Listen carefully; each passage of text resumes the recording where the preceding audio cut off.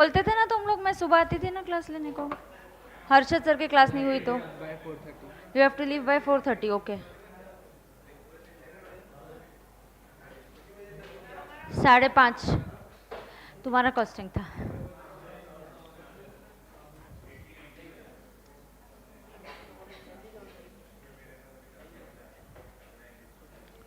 हे नकोच आहे मला, हे नको आहे, हेच घेणार आहे मी, GST.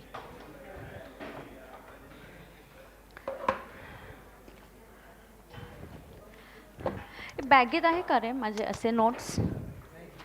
मग काहीतरी कुठे विसरले मी, कमाल आहे. नाही येत ना इथे.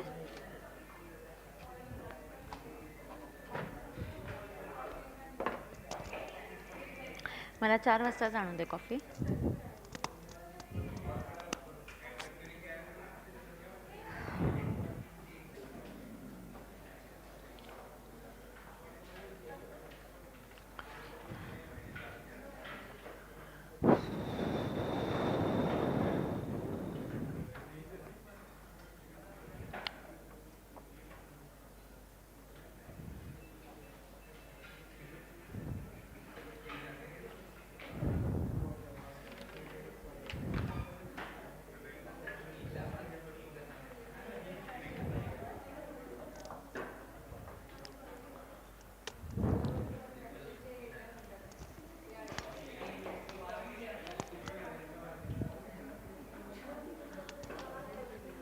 All right, okay. Good afternoon, dear students. Let's continue. We were on the chapter of time of supply. और time of supply में हमने problem start किए थे dear students. Correct? What have we started with? Problems. कौन से topic के? ऊपर कर दिया है ना? हाँ. Okay. Now listen. We are focusing on problems of time of supply. हमारा हो गया था question number 11. I had given you question number 10 for homework. Break में कोई प्लीज आज सॉल्व कर देना, तो ये होमवर्क हम चेक कर देंगे. Right? Is that clear dear students? Come on. Yes, so now we are on question number 12. We are right now on question number 12. So let's do question number 12 right away, dear students. Come on, quick. ना? तू homework solve करेगा? शाबाश. बोलता मैं आज homework solve करूंगा. शाबाश. देखो, हाँ, 12th वन. बातें नहीं, चलो. GST is our favorite topic. It is the most scoring subject. And 40 on 40. Everybody has to do this, then you will really get 40 on 40. नहीं किया तो नहीं मिलेगे फिर 40 on 40. You all want ना 40 on 40? Yes. Now let's understand. Pay attention. Raju Private Limited receives the order. सुनो ना, he receives the order and advance payment on 5th January for carrying out an architectural design job. It delivers the designs on 23rd April. By oversight, यही है ना तुम्हारा question? हाँ, 11th हो गया ना अपना कबीर वाला. 10th तो होमवर्क के लिए दिया था. सही है. अब है हम question number 12. Raju Private Limited receives the order and advance payment on 5th January for carrying out an architectural design job. It delivers the designs on 23rd April. By oversight, no invoice was issued at that time. And it is issued much later. After the expiry, तो invoice कब issue किया? After the expiry of prescribed period for issue of invoice. When is the time of supply of service? Now, सोचने का किस चीज़ की बात हो रही है? Time of supply. Underline the instruction. Instruction है find out time of supply, TOS of service. चलो चलो जल्दी पेज 145 खोलो. So this is TOS of service. बरोबर? हाँ, तो सोचने का, फिर आंखें बंद करने का. सोचो सोचो सोचो. फिर ये TOS किसका है? सर्विस इसका है. ये FCM है या RCM है? RCM बोला है क्या? नहीं, RCM वाली सर्विस है आर्किटेक्चरल डिजाइन जॉब. RCM वाली सर्विस तो है नहीं, मतलब ये कहाँ आएगा? FCM. FCM मतलब think from the view point of supplier. बरोबर बरोबर। चलो चलो जल्दी, फिर सप्लायर के व्यू पॉइंट से सोचना है तो क्या करना पड़ेगा, क्या करना पड़ेगा? Yes, it is what date?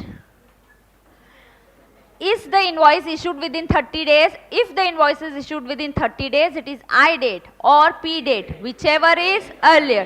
And if the invoice is not issued within 30 days, it is S date, मतलब date of provision of service, और P date, whichever is earlier. तुमने I टाइम पर नहीं दिया तो हम I को ignore मार देंगे, हम उसको देखेंगे भी नहीं। क्यों? तुमने I को टाइम में इशू नहीं किया। पढ़ लो क्वेश्चन, चलो जल्दी, और बताओ TOS क्या होगा। पढ़ो क्वेश्चन नंबर 12।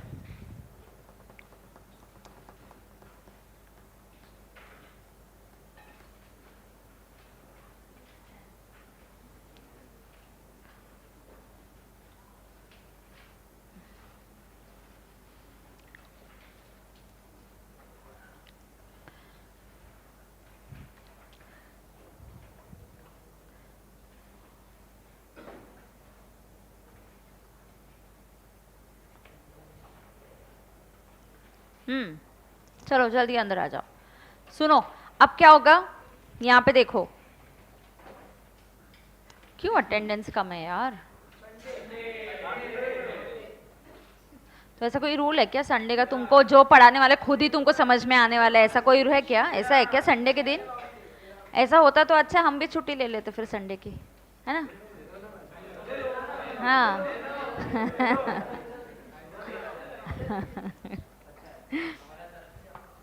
हमारी तरफ से ओके। फिर मेरी तरफ से एक चैप्टर अज्यूम कर लो कि खत्म हो गया। कौन? राजू लिमिटेड पढ़ लिया क्या? 4 लाइन का क्वेश्चन है, चलो जल्दी बोलो।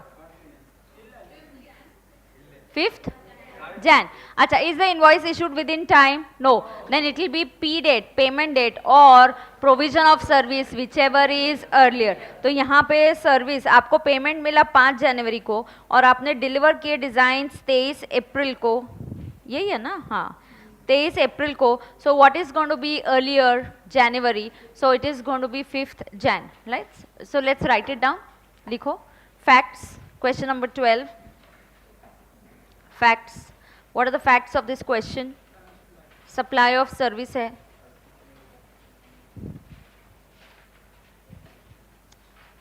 Supply of service है.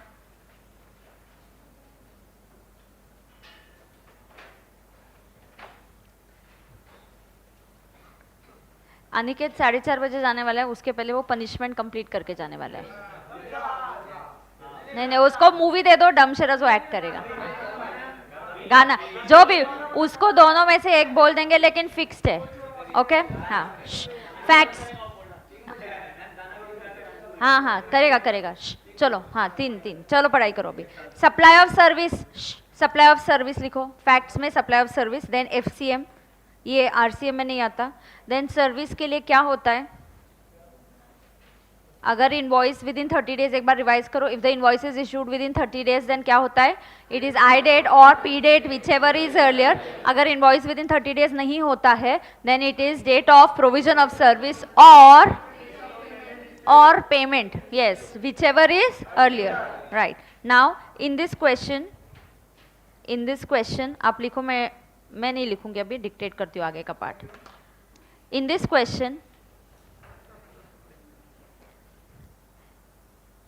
question the invoice is not issued within 30 days. In this question the invoice is not issued within 30 days.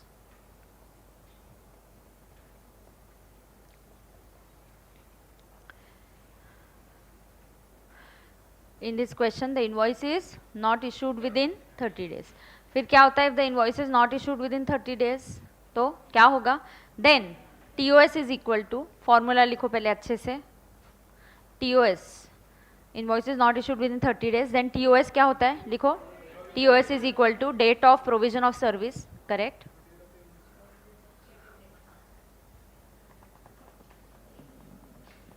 Date of provision of service, date of provision of service or date of payment received or date of payment received, whichever is earlier. So substitute in that formula, So what is the date of payment? 5th Jan or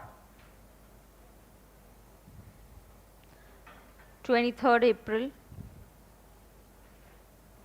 So whichever is earlier. Whichever is earlier. So therefore it is 5th Jan. Therefore it is 5th Jan. बरोबर? ठीक है ना? Therefore it is 5th of Jan. समझ में आ गया सबको? सही है क्या? राइट. सो ये हो गया क्वेश्चन नंबर 12.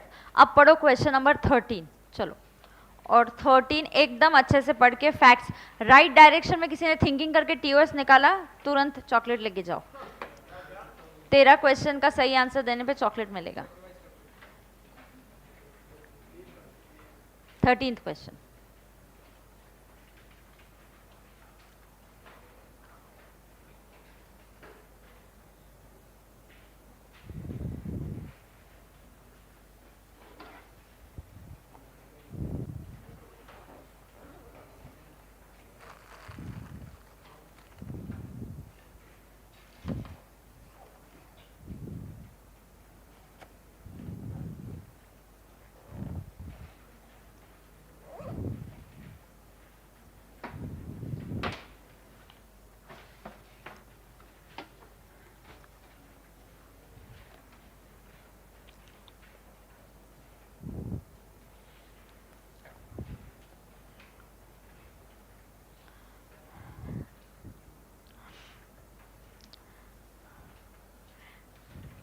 किसी का आंसर रेडी है? हाँ, सेकेंड. एक ही डेट दिया इसलिए 2 अगस्त. हाँ, not known. Payment is not known and I is not known. देखो तुम्हारा आंसर सही है लेकिन रीजन गलत है. नहीं नहीं नहीं नहीं नहीं नहीं, मुझे बोलने का ही नहीं. मैंने डेट बोल दिया तुमको. तुम्हारा आंसर एक ही डेट है तो आंसर वही है तुम दे रहे हो, लेकिन payment is not known, I is not known, ये आंसर नहीं है. Date of payment of GST residual entry बोल रहे कोई. Anybody else? किसी ने नहीं आंसर दिया तो मैं चॉकलेट खाना पड़ेगा मुझे. गलत है आंसर ना. Answer has to be satisfactory. I should be satisfied with your answer, only then you will get a chocolate. हाँ. Yes, come here. Take your chocolate. You know the invoice date. You know the I date under section 31. You know the I date. यहाँ पे ऐसे बोलने का नहीं कि I date पता नहीं है. पहले 2 देने वाली थी, एक ही देने वाली हूँ क्योंकि तू एब्सेंट रहती है बहुत. हाँ. सुनो. सुनो. Note it. Understand. मैं सुनो. Understand. Dear students, is this first? तुम लोगों ने सोचना चाहिए पहले एक चीज. सीक्वेंस आपको समझना चाहिए. पहले फैक्ट्स बताओ. This is supply of S और supply of G. Are you sure? कुछ कार्टन्स है, कुछ कार्टन्स ऑफ सिरेमिक कैपेसिटेटर्स, मतलब जी है. This is supply of goods. RCM ऐसा दिया है क्वेश्चन में? नहीं. मतलब दिस इज अंडर एफसीएम. ऐसा बोला है कि ये डीलर कॉम्पोजिशन वाला है. अगर आप कॉम्पोजिशन वाले डीलर होते तो आपके लिए टीओएस बनता आई डेट और P date whichever is earlier. Other dealers, other suppliers के लिए what is the TOS going to be for FCM? It is going to be I date. आप बोलोगे मैम आई डेट कहाँ दिया है? अरे तुम लोग आई डेट का मतलब क्या है? 2 dates. What are I date? Actual date of invoice और the date when the invoice should have been issued under section 31. Capacitate, जो भी वो capacitors, the capacitors were dispatched on 2 August. So 2 August is the date when the invoice should have been issued under section 31. तो तुमको I date पता है यार. So you can't say this is residuary entry because I don't know the I date. They were dispatched on 2 August. मतलब I should have been issued on 2 August under section 31. So TOS is equal to I date और I date का मतलब होता है 2. Actual I date नहीं पता है, ठीक है. Actual I date हमें नहीं पता है. But do we know the I date under section 31? Yes. 31 क्या बोलता है? अगर गुड्स का डिस्पैच होने वाला है तो जिस दिन डिस्पैच हुआ उस दिन अपना इनवॉइस बनाना चाहिए. तो तुम्हारे पास है I date 2 अगस्त. Yes? हाँ. If you say 2 August, right. But this reason, you also got that right. So you also come and take your chocolate. Yes.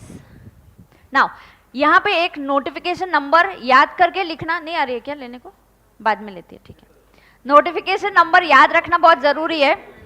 एक मिनट सुनो, मॉड्यूल में हमेशा इस नोटिफिकेशन नंबर को रेफरेंस दिया है, तुम भी दे दो। कितने गिन के तो 10 सेक्शन है यहाँ पे जो आपको याद रखना है, सब अच्छे से नोटिंग करो, तब 40 on 40 मिलेंगे अपने को। Now understand, see here what you going to say. पहले तुम बोलोगे कि नॉर्मली होता है क्या, टीओएस होता है आई और P whichever is earlier, लेकिन नोटिफिकेशन नंबर 66/2017 डेटेड 15 November 2017 क्या बोलता है ये notification? This notification says that if you are a supplier of goods you need not pay TOS, you need not pay GST on advance payments. That is why the TOS is only I date. That is why the TOS is only I date. And what is the I date? What is the I date? The actual I date, right? What is the I date going to be? I date is the actual invoice date or the date on which the invoice should be issued under section 31. So I know under 31 2nd August को dispatch किए goods, तो वो date आपका TOS हो जाएगा। समझा ना? Correct. सी हर जगह आप अगर मेंशन कर सकते हो करो। मैं अब और एक बात बताती हूँ, जैसे आपने बताया गुड्स का मूवमेंट है तो मूवमेंट के टाइम डिस्पैच करना चाहिए, ऐसा कौन बोलता है? Section 31(1) talks about when to issue a invoice for goods, 31(2) talks about when to issue a invoice for services. तो लिखो ना, जितना 40 मार्क्स का एकदम इजी सिंपल पेपर है, 28 मार्क्स तो आपको लिखने का है, उसमें से 12 मार्क्स का तो एमसीक्यू टिक टिक करने का है आपको। 28 मार्क्स का पेपर इतने अच्छे से लिखो दैट यू 28 on 28 हम नहीं स्कोर कर सकते क्या? उस 28 में भी तो 3 चैप्टर्स के प्रॉब्लम फिक्स्ड है, टीओएस का क्वेश्चन फिक्स्ड है, वैल्यू ऑफ सप्लाई फिक्स्ड है और एक आईटीसी वाला चैप्टर है उसमें फिक्स्ड है। तो 2 से 3 तो हमको क्वेश्चन आने वाले, बचा हुआ थ्योरी में इतना क्या है, ऐसा कुछ डिफिकल्ट नहीं है। आरसीएम है आरसीएम नहीं है, इस टाइप के क्वेश्चन वो एमसीक्यू में भी आ सकते हैं, but not very difficult. 28 marks ये करना डिफिकल्ट नहीं है आपके लिए। तो प्लीज़ आप, इसलिए मैं एंड में आपको लिस्ट भी दे दूंगी सेक्शंस का, और लिस्ट के साथ कुछ 1 या 2 नोटिफिकेशन नंबर दे दूंगी लिखने का, लिख के आने का, इतना कोई डिफिकल्ट नहीं है याद रखने को, ठीक है? तो मैं आंसर डिक्टेट कर रही हूँ। क्वेश्चन आपको सबको समझा क्या? क्या समझा मुझे बताओ? टीओएस 2nd August क्यों है? यहाँ पे TOS is I date. What is TOS? I date. Do you know the actual I date? But do you know the I date under section 31? Yes, when there's a movement of goods, जिस दिन goods remove होते हैं उस दिन बनाना चाहिए था invoice. So 2nd August का date पता है, 2nd August is the TOS. बरोबर? Correct. Note down please. Answer कौन से क्वेश्चन का ये? 13. हाँ लिखेंगे as per notification number, मैं डिक्टेट कर रही हूँ। हाँ मैं सिर्फ नोटिफिकेशन नंबर लिख के देती हूँ आपको। as per notification number 66/2017 dated 15th November 2017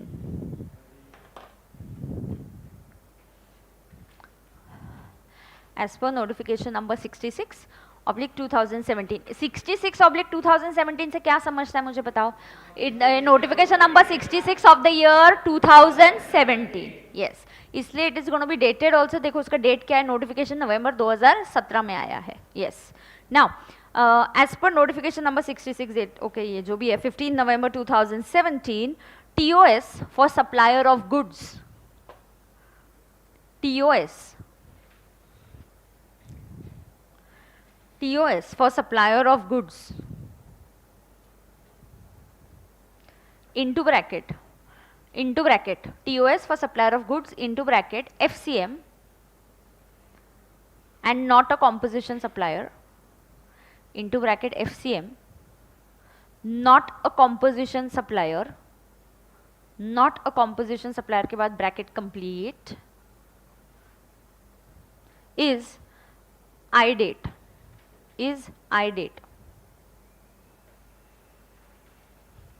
such supplier is not required to pay GST on advance received. Such supplier is not required to pay GST on advance received.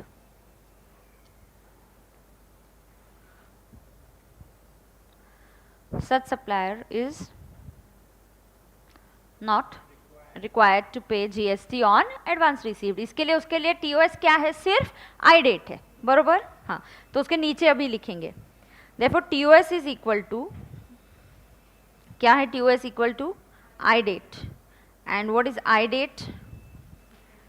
I date is equal to, नहीं पहले formula लिखेंगे, actual date of invoice actual date of invoice or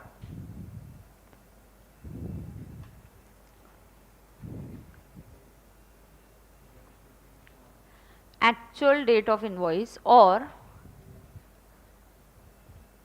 what?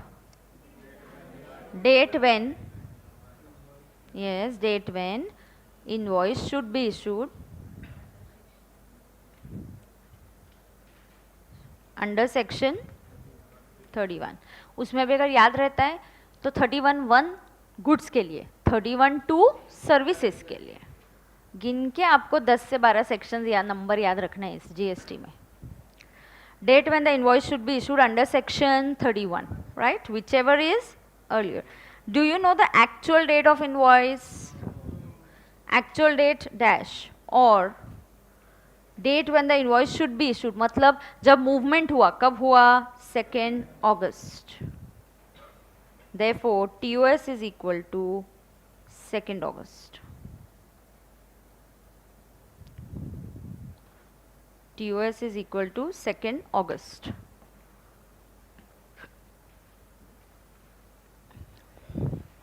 TOS is equal to 2 August. बरोबर है? हाँ, फिर ये लिखो note, मैं डिक्टेट करूंगी, नोट लिखो. करूँ note dictate? Ready? As per section 31,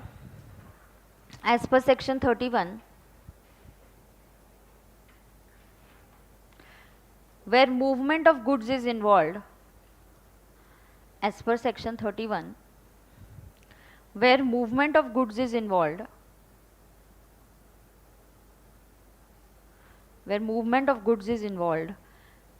invoice should be issued. Invoice should be issued. कब इशू करना चाहिए? Invoice should be issued before the removal और at the time of removal. Should be issued before the removal और at the time of removal. इधर whichever is earlier नहीं है. आपको बोला है कभी भी निकालो, पहले निकालो या रिमूवल के टाइम तो भी निकालो, ऐसा बोला है. So it is before removal और at the time of removal. तो रिमूवल का डेट तुमको पता चला, कैपेसिटर्स कब रिमूव किए? 2 अगस्त. तो इनवॉइस का डेट क्या बनना चाहिए? 2 अगस्त. Yes. Anybody having any query here? Sure? Okay. Come to question number 14. तुम क्वेश्चन नंबर 14 पढ़ोगे, मैं किसी को भी पूछूंगी मुझे स्टोरी बताओ क्वेश्चन की. चलो क्वेश्चन नंबर 14 एकदम अच्छे से पढ़ो.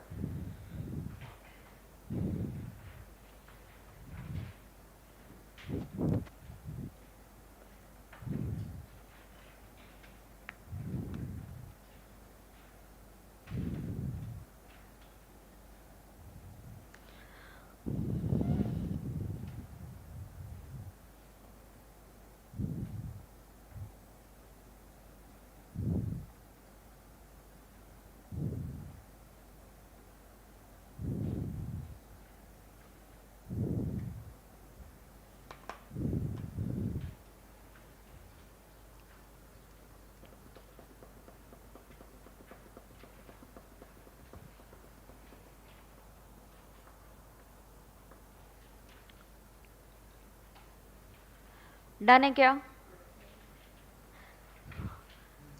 आप बताओ, अगर आप एग्जाम में लिखते सबसे पहले आप क्या लिखोगे? यहाँ फैक्ट्स. बताओ क्या फैक्ट्स है यहाँ पे? सप्लाई ऑफ गुड्स है कि सर्विसेज है? गुड्स है.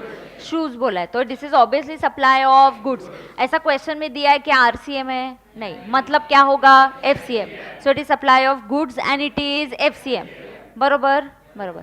फिर 2 मिनट आंखें बंद करके सोचने का कि सप्लायर किससे रिलेटेड, गुड्स से रिलेटेड क्या है, हमें क्या याद रखना है, नोटिंग करने का. सो क्या आपको याद रखना है कि आई डेट, टीओएस क्या होगा? Only I date. जानबूझ के आपको पी डेट दिया है कि पेमेंट उसी दिन किया, क्लियर बाद में हुआ. पी डेट अपने को चाहिए ही नहीं, क्योंकि सप्लायर ऑफ गुड्स के लिए TOS is only equal to I date. ऐसा क्यों? ऐसा क्यों? सिर्फ आई डेट क्यों है? Because of notification. कौन सा notification? Notification number 66/2017 dated 15 November 2017.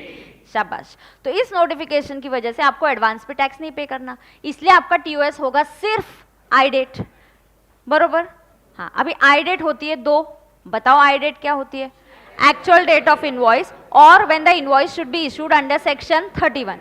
अब एक्चुअल डेट ऑफ इनवॉइस क्या है तुम बताओ? 2 दिसंबर, okay, it is choose the invoice in 2 December, but the consignment customer जो है आपके यहाँ आता है और कंसाइनमेंट कलेक्ट करता है 7 दिसंबर को।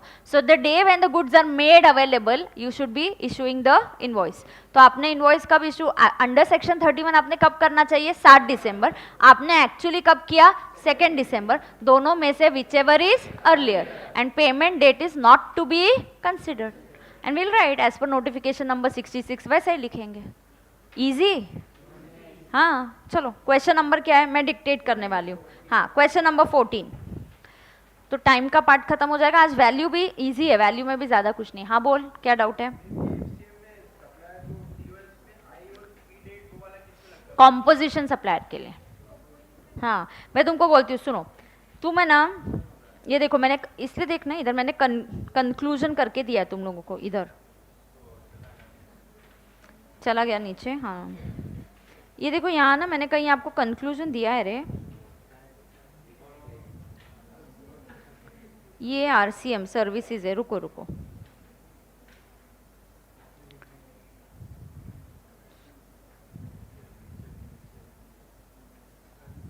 ये देखो, ये कंक्लूजन देख, ये आपका कंफ्यूजन दूर करेगा, इसको स्टार मार्क लगाओ। सी, मैंने ऊपर क्यों नहीं चेंज किया? सेक्शन में चेंज नहीं हुआ ना, वो नोटिफिकेशन के थ्रू चेंज आया, इसीलिए ऐसा हो रहा है। सेक्शन में वही रखा है उन्होंने कि TOS is equal to I और P date whichever is earlier. फिर उन्होंने नोटिफिकेशन दिया कि पी वाला डेट बाकी सप्लायर्स को मत कंसीडर करना, सिर्फ उनको एडवांसेस पे टैक्स नहीं पे करना, लेकिन कॉम्पोजिशन डीलर को एडवांस पे भी टैक्स पे करना है, इसलिए आई और P whichever is earlier ये कॉम्पोजिशन सप्लायर के लिए, और जिन्होंने कॉम्पोजिशन ऑप्ट नहीं किया उनके लिए सिर्फ आई डेट। ऐसा दिया है ना, देखो यहाँ पे कंक्लूजन दिखा, तो दैट्स द कंक्लूजन कि इतना जो मैंने सब पढ़ाया उसका कंक्लूजन क्या है। मैं अगर ऐसा कोई कंफ्यूजिंग थिंग्स होता है ना, मैं नॉर्मली ऐसे लिखवाती हूँ कि कंक्लूजन क्या, आपको क्या करना है, तो आपको ये याद रखना है। तो प्लीज उसको स्टार मार्क करके मेंशन मार्किंग करके रखो कि यही देखना है आपको, बरोबर। चलो अभी करो answer dictate. We are on question number 14, शाबाश। क्वेश्चन नंबर 14 अभी हम लिखेंगे। Write down the facts dear students. Question number 14 का फैक्ट्स, क्या फैक्ट्स है? Supply of shoes that is goods, supply of shoes, मैं डिक्टेट कर रही हूं, supply of shoes that is goods.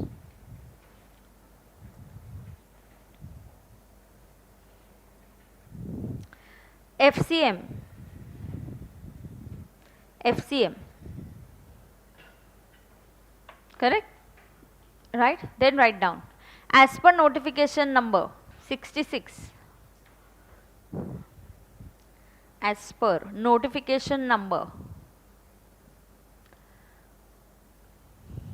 66/2017, as per notification number 66/2017 dated 15 November 2017, supplier of goods, supplier of goods into bracket except composition supplier, supplier of goods except, supplier of goods except composition supplier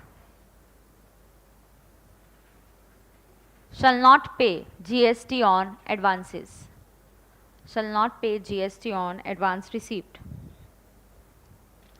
shall not pay GST on advance received, shall not pay GST on advance received. Therefore, next line, TOS क्या होता है फिर? Therefore, TOS is equal to I. अच्छा, dear students, exam में I date नहीं लिखना, invoice date नहीं लिखना, हाँ, yes. Therefore, TS is equal to I date, is equal to I date. And next line write down, I date is equal to, क्या होता है I date? हाँ, ये फिर से यही लिखने का अपने को. I date is equal to actual date of invoice और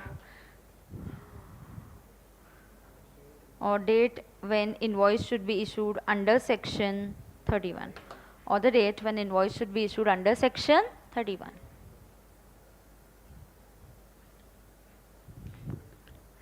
Or the date when the invoice should be issued under section 31.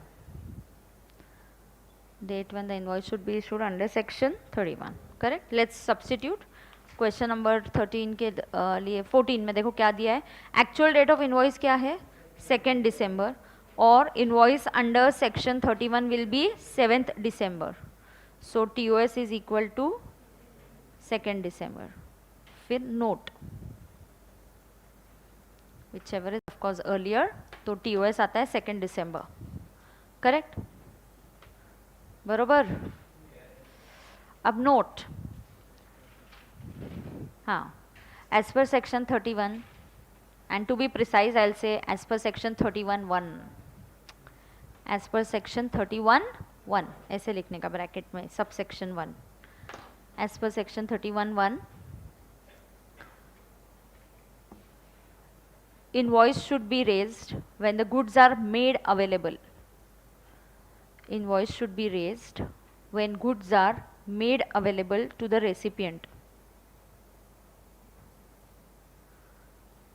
Invoice should be raised when goods are made available to the recipient when there is no movement of goods.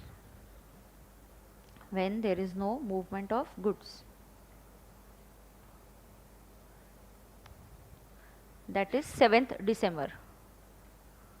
Invoice should be raised when goods are made available to the recipient, right? Which is that date? That is 7th December. What is that date? 7th December. Correct ना? That is 7th December. बरोबर? हाँ, और note, दूसरा note, दूसरा एक note कि payment dates are not relevant. एक just आपको देके रख रही हूँ ना, payment dates are not relevant. Payment dates are not relevant. क्यों रे इधर payment dates are not relevant? क्योंकि TOS इज ओनली आई. ऐसा क्यों? Notification number 66. उस नोटिफिकेशन 15 नवंबर को आया रे स्टूडेंट्स. मतलब 1 जुलाई से लेके, ऐसा नहीं हो रहा था, 1 जुलाई 2017 को जब GST आया से लेके 14 नवंबर तक पीपल हैड टू पे TOS ऑन आई और P which ever is earlier, even for goods. फिर नोटिफिकेशन आया और उसकी वजह से ये चेंज हुआ. समझ में आ रहा है क्या सबको? हाँ, ठीक है. अब कौन सा क्वेश्चन हो गया? 14. चलो क्वेश्चन नंबर 15 पढ़ लो. 15 मैं भी आपके साथ पढ़ती हूँ. Sodexo meal coupons are sold to a company, right, on 9th August for being distributed to the employees of the said company. The coupons are valid for 6 months and can be used against purchase of food items. Employees use them in various stores for purchases of various edible items on different dates throughout the 6 months. What is the date of supply of the coupons? Coupons में देखो दो options होते हैं. KYN करना, KYN करना अच्छा होता है. आपको याद आ रहा है तो अच्छी बात है, फिर भी KYN करो, है ना प्लीज. मैं बोल रही हूँ इसलिए KYN करो. चलो जल्दी करो. कूपन्स हमने वो चार्ट लिख के लिया है ना. हाँ, ये आइडेंटिफाइबल नहीं है. आइडेंटिफाइबल और not identified? Not identified. Yes, you are buying. हाँ, दो बता रहे. हाँ, कितने टाइप से सप्लाई के? क्या दो टाइप से बताओ? Supply is identifiable and supply is not identified. Supply identifiable होता है तो क्या होता है? Date of issue of vouchers. और not identifiable होता है तो redemption का. Correct? देखो ये जो बोल रहा था बिगनिंग में कि मैम रिवीजन कराओ, तो हर क्वेश्चन में हम डिटेल में जाते हैं, लिखते हैं, रिवीजन हो ही रहा है हमारा. ठीक है? यस. सो यहाँ पे हम लिखेंगे एज द सप्लाई. आंसर लिखो क्वेश्चन नंबर 16 के लिए. सब नोटबुक 15. हाँ हाँ 15 रे. 16 और 17 दो ही क्वेश्चन बचे, फिर नया चैप्टर स्टार्ट, मतलब पार्ट B स्टार्ट होगा उसका. आज ट्राई करेंगे 4th चैप्टर को खत्म करने का.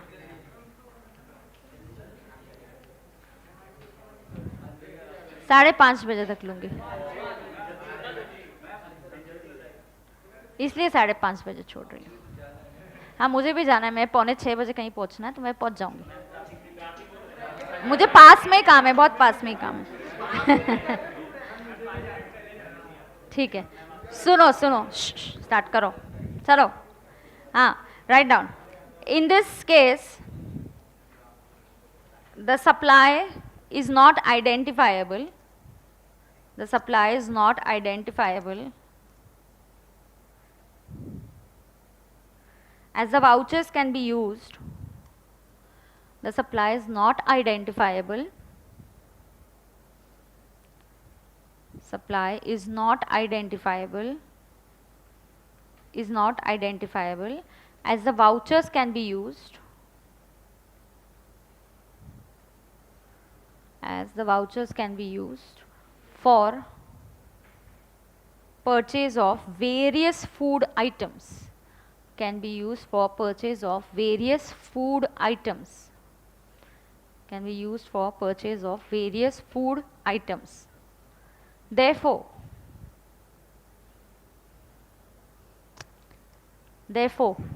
TOS is equal to, therefore क्या? TOS. Therefore, TOS is equal to date of redemption of vouchers. TOS is equal to date of redemption of vouchers. हाँ, coupon लिख. TOS is equal to date of redemption of vouchers, that is coupons. Okay? All okay with this? 16th question. ना? पर date किधर है? Various dates, 15 में date किधर है? हाँ, कैसे प्लस? वेरियस डेट्स पे रे, कुछ प्लस 6 मंथ्स करेगा, जीरो में आंसर गलत हो जाएगा। हाँ, एक मिनट, एक second, let's get it clarified first. Is the TOS 9th August? No. 9th August is the date when the vouchers were issued to you. वो डेट नहीं है। फिर कौन सा है ना, यहाँ दिया employees use them in various stores for buying throughout the 6 months, अलग अलग डेट्स पे। तो जिस डेट पे तुम रिडीम करोगे, हर अगर तुमने 10 बार रिडीम किए तो 10 बार TOS आएगा। Simple, we don't know the date here, not at all. So answer is TOS is equal to date of redemption of the vouchers. समझा क्या? हाँ। 16th क्वेश्चन, तुम पढ़ो 16th क्वेश्चन, एकदम ध्यान से पढ़ना है, ईमानदारी से पढ़ना है क्वेश्चन 16। हाँ, तुम लोग क्या करते हो, टाइम देती हो, तुम लोग इधर उधर बातें करते हो, ईमानदारी से क्वेश्चन पढ़ो, चलो जल्दी। You know, if you're honest in your effort, you will do well whatever you do, but just give a honest attempt. Come on, जल्दी करो।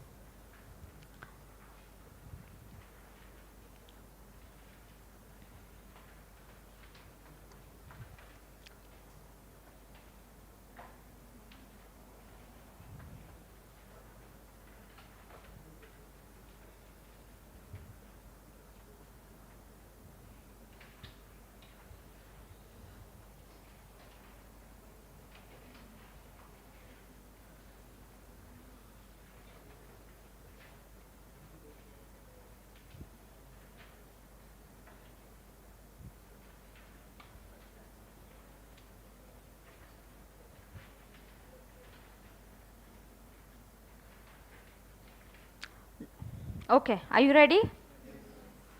ओके क्या होगा, पहले आप हमेशा क्या लिखोगे, फैक्ट्स लिखोगे। तो मुझे बताओ यहाँ पे सप्लाई किस चीज़ का हो रहा है, सर्विस का। क्या वो ऐसी सर्विस है जो आरसीएम में, हाँ वो नोट दिया है, मैं एग्जामिनर होती तो नोट भी नहीं देती आपको, क्यों, क्योंकि लीगल सर्विसेज आपके सिलेबस में है, you should no this would normally come under RCM.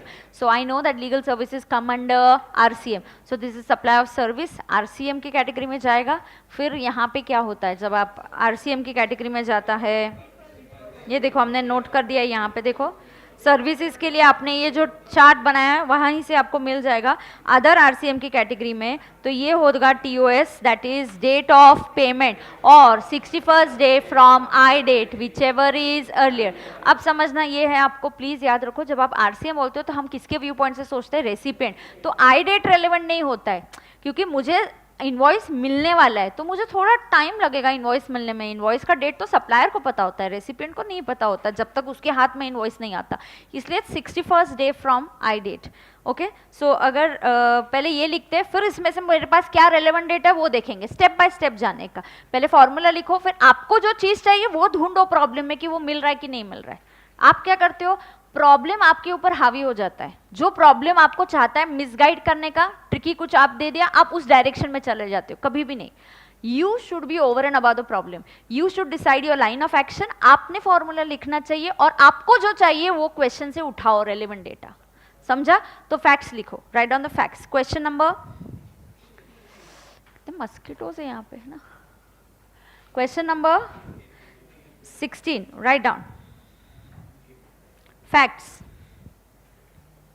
Question number 16 का फैक्ट लिखो, supply of service, legal services covered under RCM. Supply of services, legal services covered under RCM, therefore TOS is equal to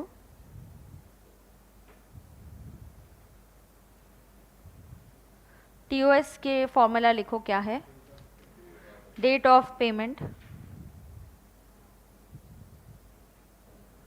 और 61st day from I date whichever is earlier. अब फिर से question जरा पढ़ लो और देख लो आपके पास कौन सी डेट है और कौन सी डेट नहीं है, देख लो एक बार। हो भी गया तुम्हारा,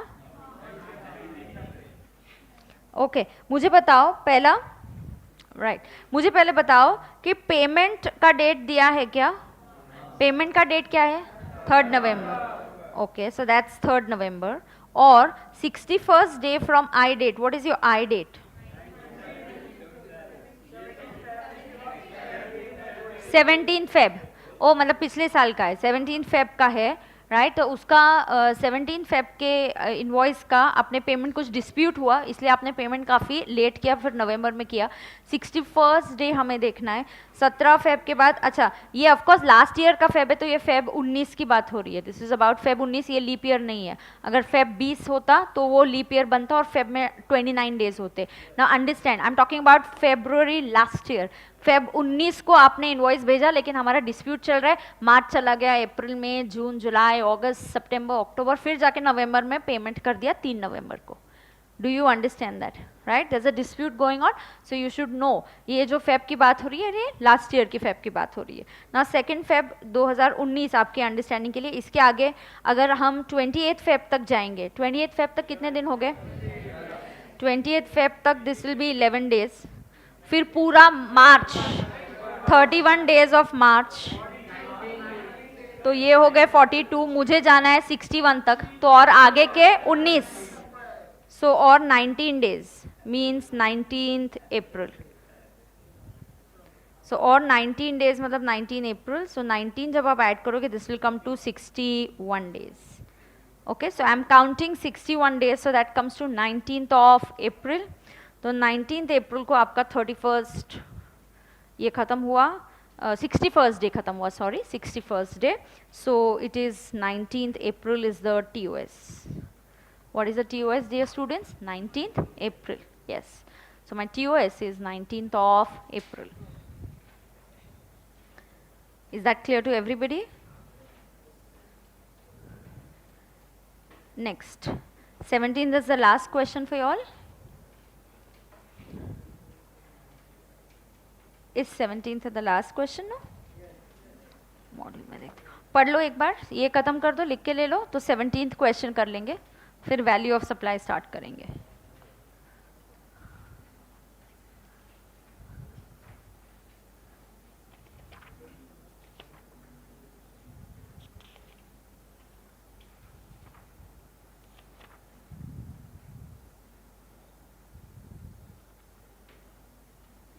मॉडर्न सिक्योरिटी वाला है ना. हाँ,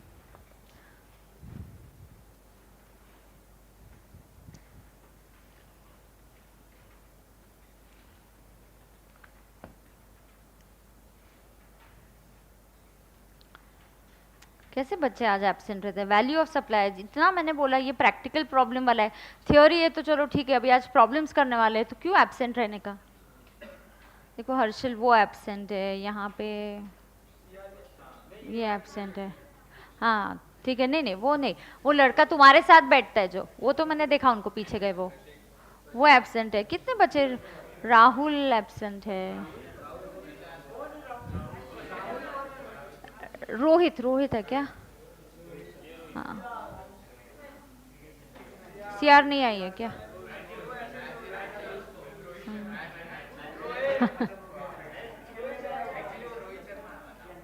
हाँ हाँ,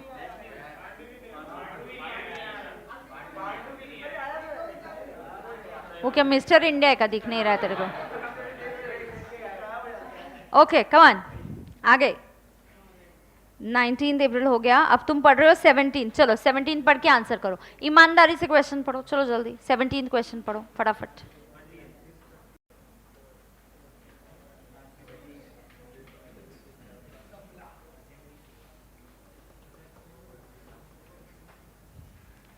सर्विस के 2 डेट्स दिए ना, तो लास्ट वाली लेने की, मतलब उस दिन खत्म हुई. हम्म.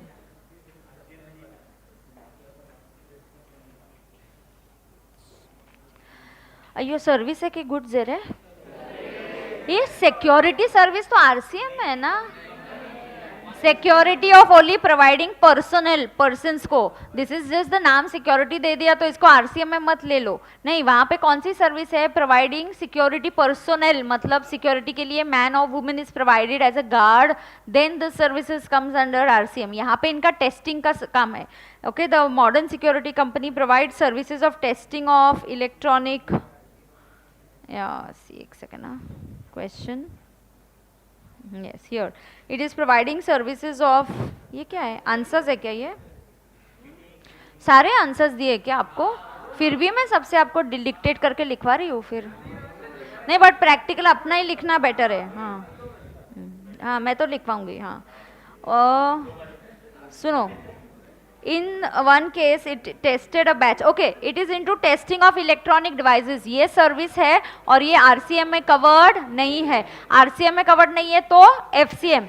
ओके नाउ क्या हुआ, सब जगह डिस्प्यूट हो रहा है. इट टेस्टेड अ बैच, तो उन्होंने सर्विस प्रोवाइड करी 4 और 5 सितंबर को. तो टेस्टिंग का काम उन्होंने 4 को चालू किया, 5 को खत्म हो गया. तो 5 will be treated as date of provision of service, but could not raise the invoice till 19th November. ओ तो अक्टूबर भी चला गया, 19 नवंबर. So did you raise the invoice within 30 days? No, because the invoice was not raise within 30 days.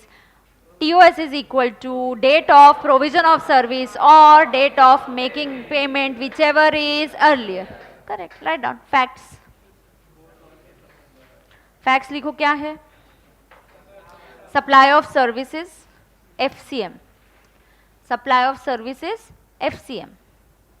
Correct है. Supply of services FCM. Supply of services FCM.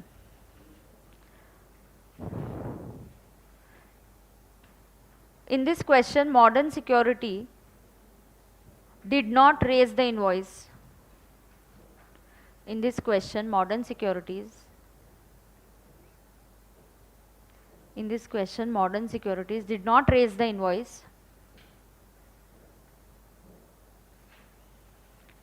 Modern securities did not raise the invoice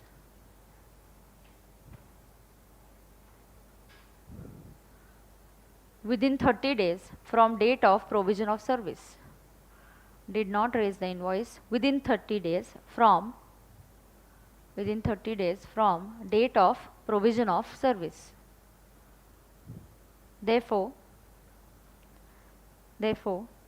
TOS is equal to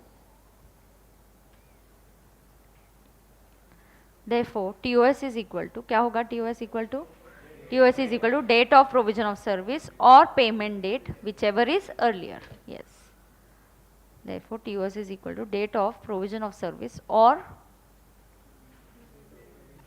date of payment, whichever is earlier. अभी service की date 5 सितंबर लेना, provision मतलब 2 दिन है दिया है तो सर्विस खत्म हुई 5 सितंबर को, so we should take date of provision की सर्विस की वहां पे लिखो 5 सितंबर, 5 सितंबर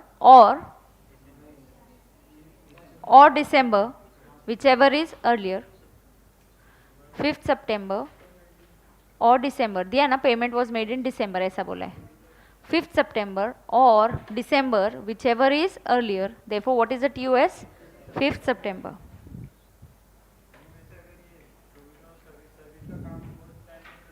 कंटिन्यूस सप्लाई, फिर कंटिन्यूस सप्लाई, बहुत देर चल रहा है तो कंटिन्यूस सप्लाई, हाँ 3 महीने की, हाँ तो जब खत्म हो जाती है उसके 30 डेज के बाद इनवॉइस रेज करना है.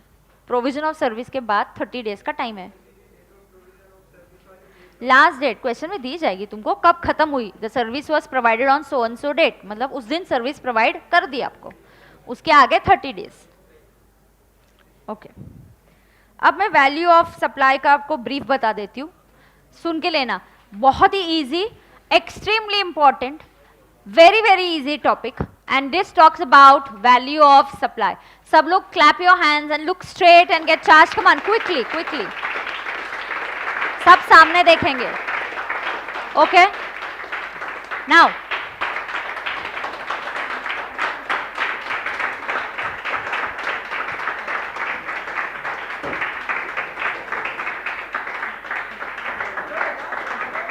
अरे प्रतीक, बस हो गया.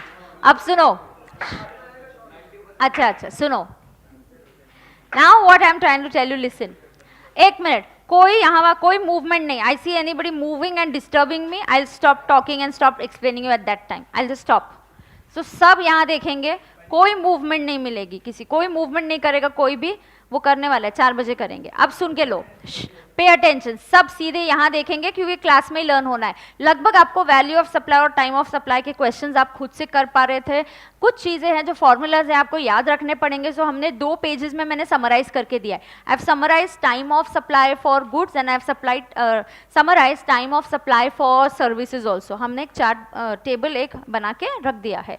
अब वैल्यू ऑफ सप्लाई भी मैं आपको पूरा सिखाऊंगी और एट द एंड उसका 1 पेज का समरी दे दूंगी, एक flow chart kind of a thing. तो एग्जाम के 1 दिन पहले आपको पता है कि 1 पेज पढ़ लेना है तो हमारा सारा कंसेप्ट रिवाइज हो जाएगा.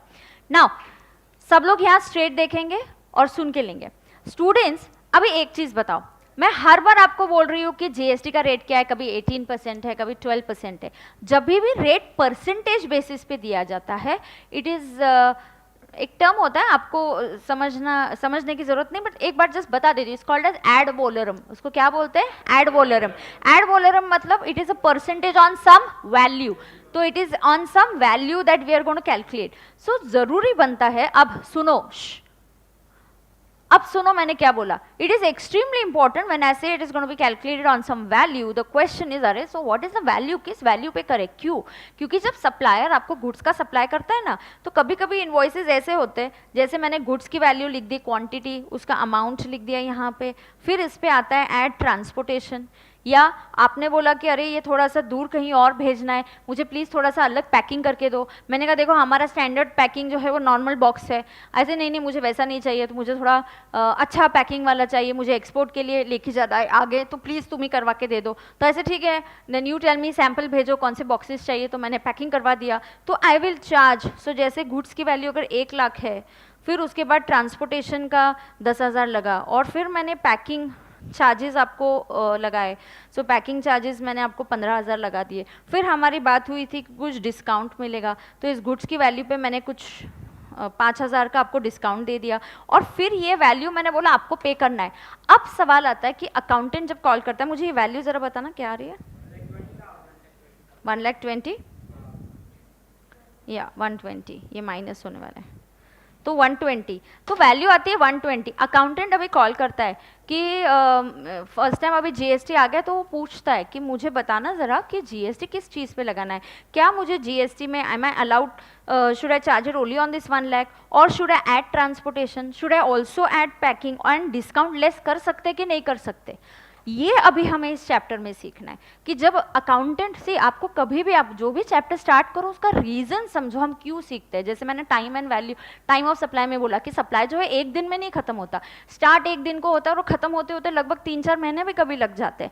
कंटिन्यूस सप्लाई होता है उसको और टाइम लगता है। सो यू शुड नो कि why are we finding out time of supply, we are trying to find out that one day when you are becoming liable to pay taxes. Similarly, when I say GST is a percentage, 18% लगेगा, 12% लगेगा, तो मुझे पता होना चाहिए ये किस value पर निकालना है, क्योंकि इनवॉइस सिर्फ गुड्स का नहीं बनता। कभी कभी आपने बोला कि अलग डिजाइनिंग करके चाहिए आपके लिए कुछ कस्टमाइज गुड्स में, और हमने कुछ चेंजेस किए, स्पेसिफिक कलर दिया, तो हमने कुछ चार्जेस ऐड किए, राइट। सो क्या क्या ऐड करना है और क्या क्या ऐड नहीं करना, इसीलिए इस चैप्टर का नाम क्या है, वैल्यू ऑफ सप्लाई। अरे सप्लाई हुआ क्या, हाँ हुआ, supply is a taxable event, इसलिए एक चैप्टर मैंने कंसेप्ट ऑफ सप्लाई पढ़ाया।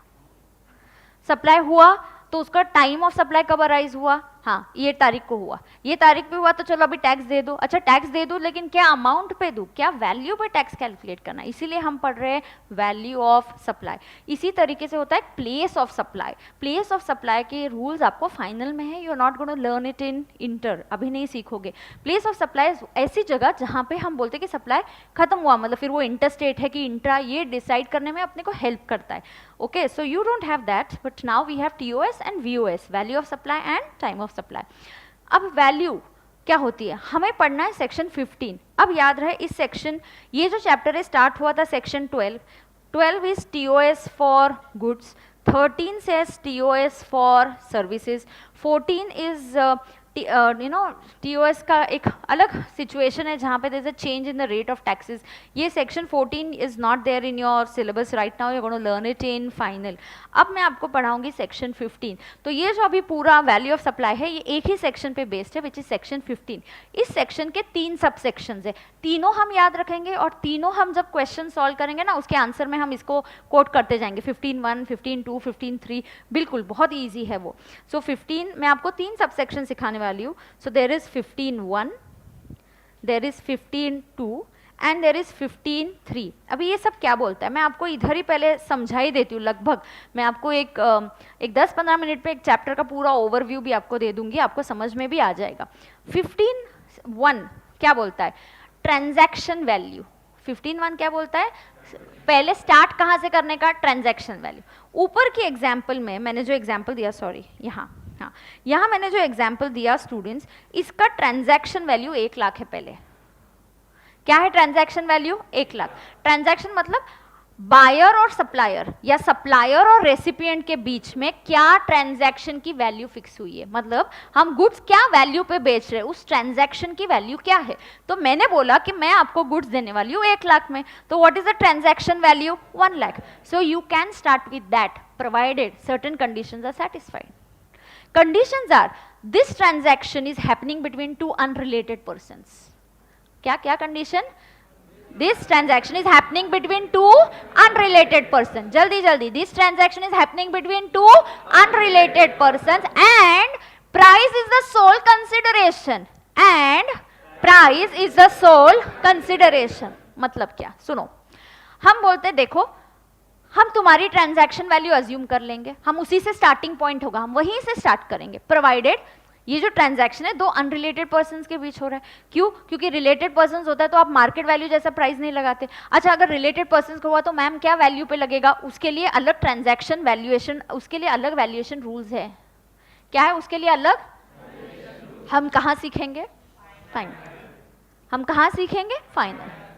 हम अभी सिर्फ वही सिचुएशन सीखेंगे जो इस सेक्शन में सेटिस्फाई होती है। तो इस सेक्शन में आपको एंट्री कब मिलेगी बताओ, अगर आप 2 कंडीशन सेटिस्फाई करते हो। When will you get entry into section 15? When the 2 persons are not related. The transaction is taking place between unrelated persons. Transaction is taking place between unrelated persons and price is the sole consideration and price is the sole consideration. मतलब क्या?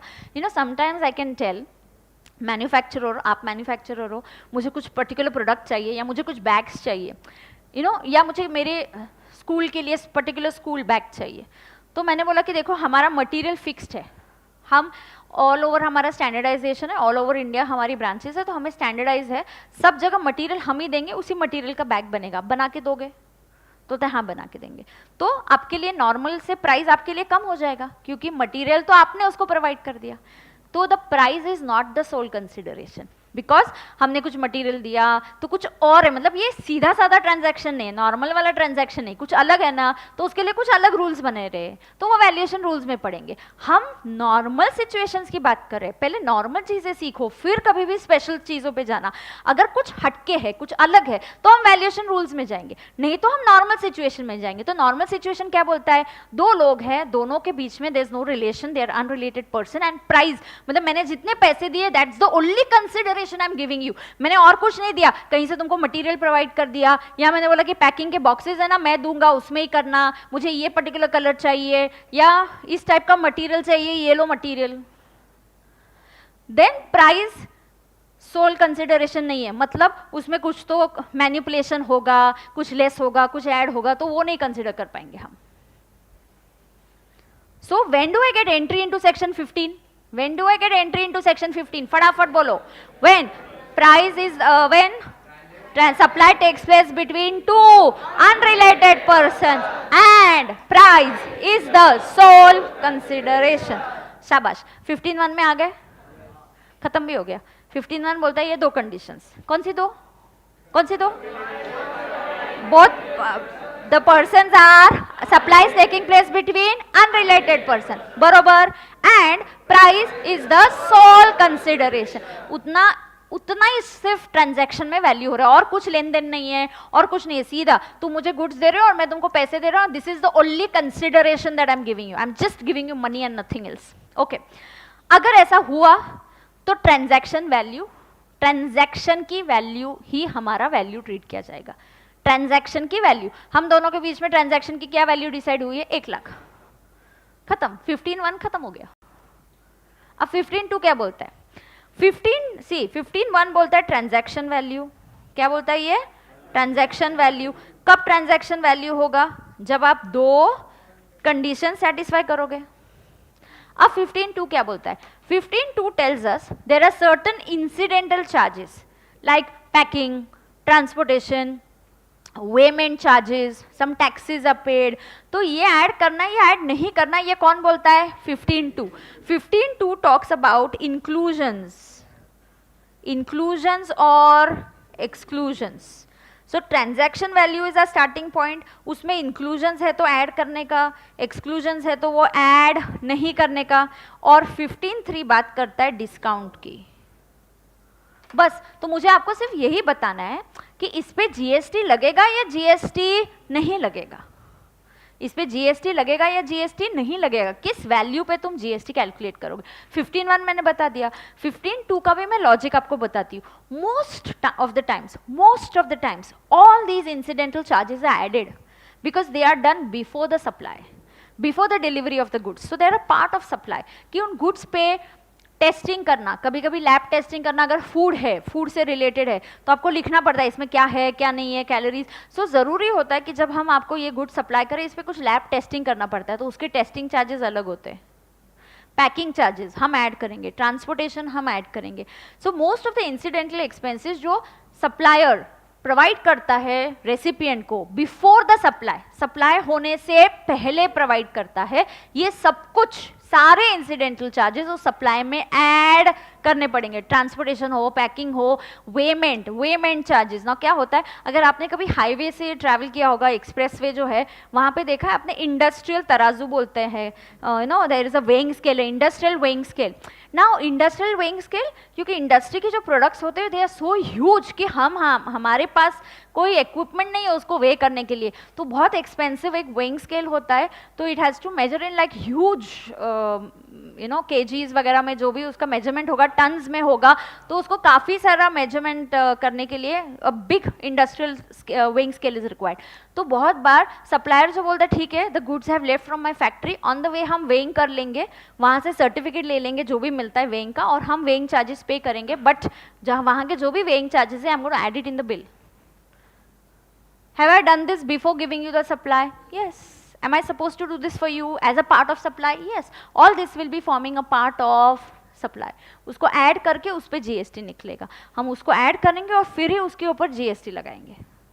हाँ, इसमें subsidy की बात, अभी जब मैंने आपको कंसिडरेशन का डेफिनेशन सिखाया था, ऐसे कुछ याद आ रहा है आपको? सब्सिडी सिखाया था मैंने, सब्सिडी करके कुछ तो सिखाया था कंसिडरेशन के टाइम, याद करो याद करो याद करो, क्या याद आ रहा है? अगर गवर्नमेंट का सब्सिडी होगा तो it is not forming a part of consideration. तो अगर गवर्नमेंट ने सब्सिडी दिया तो उसको वैल्यू में से एक्सक्लूड करने का, ऐड नहीं करने का। और गवर्नमेंट को छोड़ के अगर किसी ने सब्सिडी दिया है तो उसको ऐड करने का, उसको ऐड करने का। फिर डिस्काउंट की बात, डिस्काउंट में अलग टाइप के डिस्काउंट से मैं आपको सिखाऊंगी, तो कब डिस्काउंट माइनस करना अलाउड है, कब डिस्काउंट को माइनस नहीं कर सकते, ये सब आपको सिखाने वाली। तो 15.1 तो लगभग हो गया, फोकस करेंगे अब 15.2 पे, और फिर होगा 15.3, right? So very little part it is. So let's have a look at the notes here. Value of supply, break चाहिए क्या 1 मिनट का? लो इधर ही बैठ, ऐसे बैठ के, क्या हुआ? सो गया? जगह है? अरे तुम मेरे सिखाने पे ध्यान दे रहे हो कि उसके सोने पे ध्यान है तुम्हारा? सारे के सारे बच्चे उसकी ओर देख रहे हैं।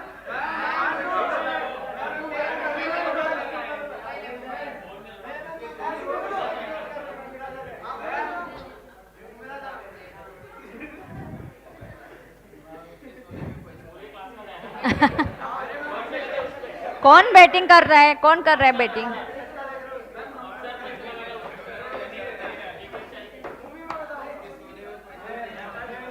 हाँ ना, उसके सोने पे ज्यादा ध्यान है। हाँ, सबका नहीं सोया था रे, अभी ध्यान दे रहा था वो।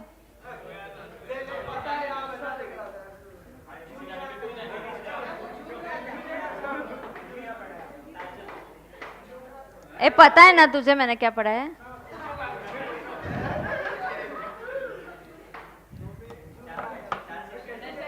अभी 1 मिनट का ब्रेक है तो सुनो, एक सुनो ना।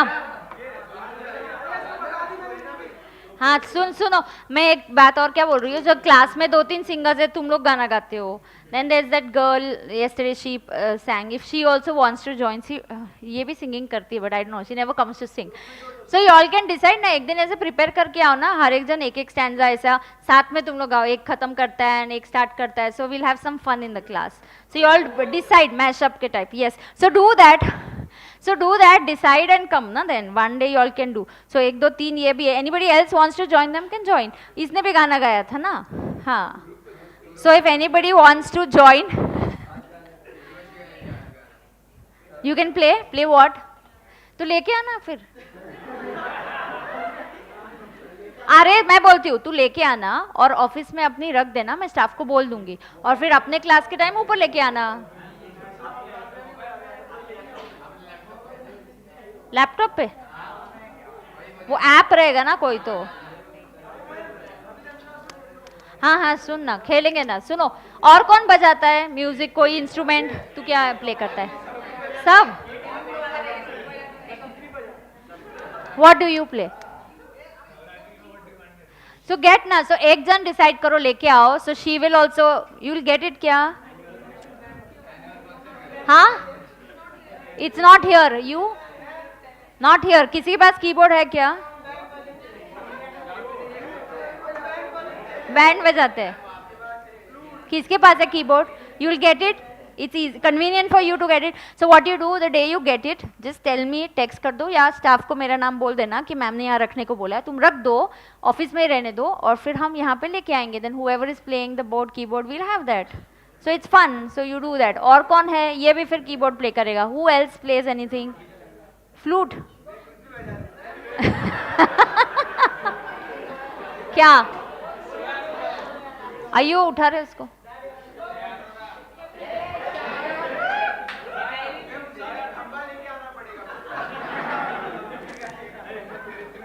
अयो चलो कौन आ रहा है अभी? तू इसको दे एक मूवी, जल्दी दे।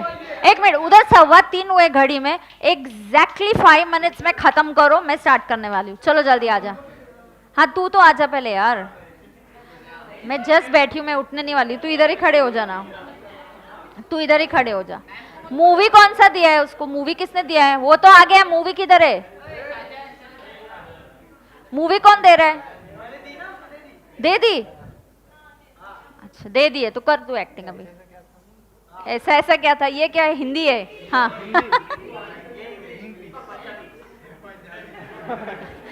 अच्छा हिंदी मूवी है ना? हिंदी मूवी है, हाँ ठीक है। कितने वर्ड्स है बता दे।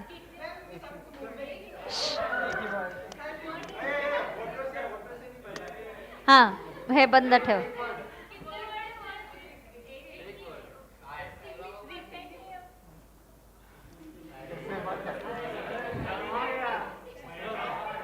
ये एक्टिंग है क्या तेरी? ऐसे पिक्चर ही नहीं देखा मैं कैसे करूं? पिक्चर ही नहीं देखा है उसने, थोड़ा तो एक्टिंग कर। पुरानी है?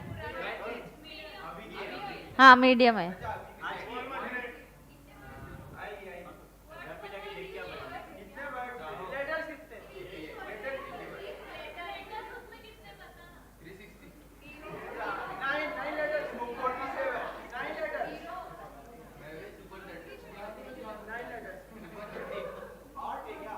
आठ?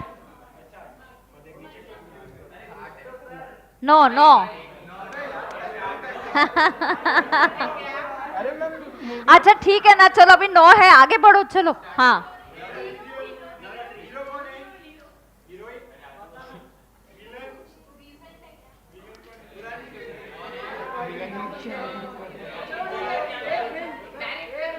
हाँ हाँ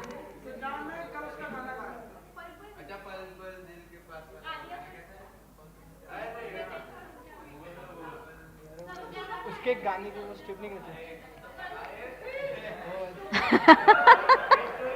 ये स्टेप है गाने की? डांस की? कौन सी? ऐसी डांस की स्टेप है? हाँ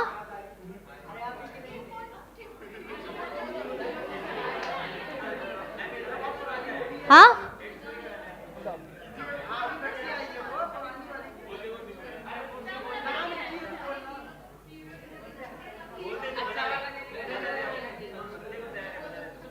ए तुमने गाना गाया था ना, कौन सी मूवी का? देखो ना फिर।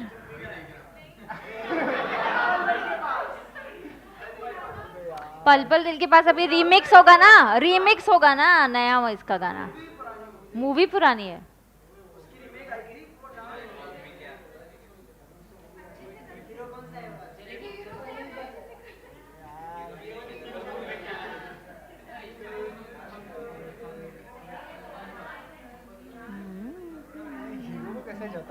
हीरो की तो एक्टिंग भी नहीं आती। हीरो को एक्टिंग नहीं आती है क्या? जॉन है क्या? ब्लैकमेल? हाँ हाँ तो ब्लैक कलर तो करने का ना, मेल भेजने का। एक्टिंग कैसा ही है?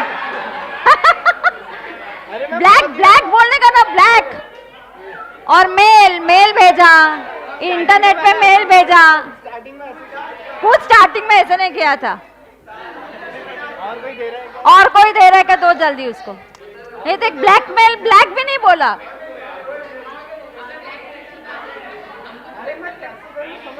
हाँ हाँ ठीक है अभी दूसरा दो, दूसरा दो। जाना इधर आना। ए दे रहा है क्या पांडू तू उसको मूवी? देना, अरे देना, डरने का नहीं। सुप्रिया आ रही है क्या एक्टिंग के लिए? कम कम कम कम कम नो, अरे कम ना। वेरी गुड, कम। अभी उसकी फ्रेंड्स ही उसको दो मूवी कोई। आ गई, आ जाओ।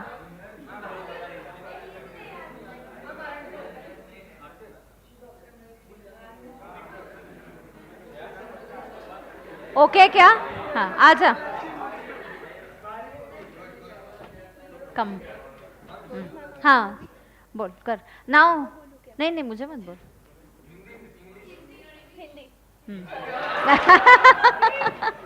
ओके।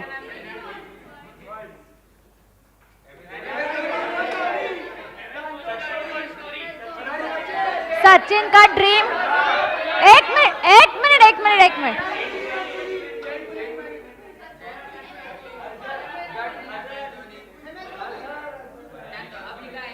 सचिन रुक रुक, वो क्या बोल रही है सुन।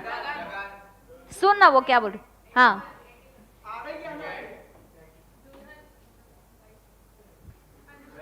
क्रिकेटर से शादी किसने की? अनुष्का। ओके अनुष्का।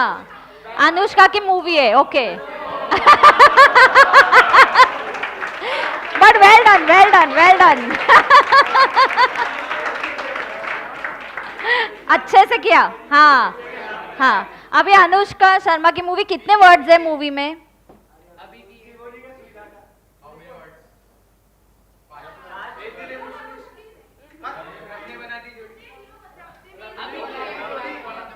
रब ने बना दी जोड़ी। नहीं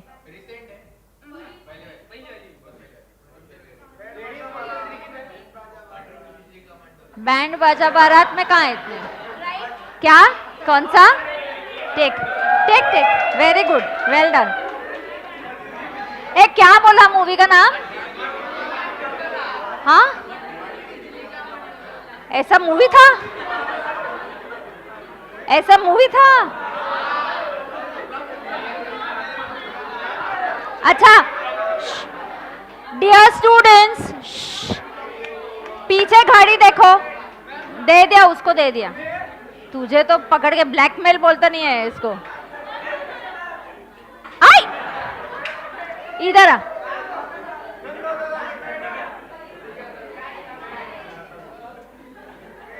हाँ ओके एक मिनट एक मिनट। पीछे घड़ी देखो। मैंने एक हम 5 मिनट बोला था, 2 मिनट एक्स्ट्रा हो गए। हाँ नहीं तो तुमको पता है फिर क्या होगा। हाँ, फिर मुझे गुस्सा आ जाएगा। हाँ हाँ चलो एक मिनट सब सामने। Focus everybody focus. Now pay attention. Value of supply में 15 सेक्शन। बातें नहीं, ब्रेक दे दिया ना। ईमानदारी से अभी पढ़ाई करने का।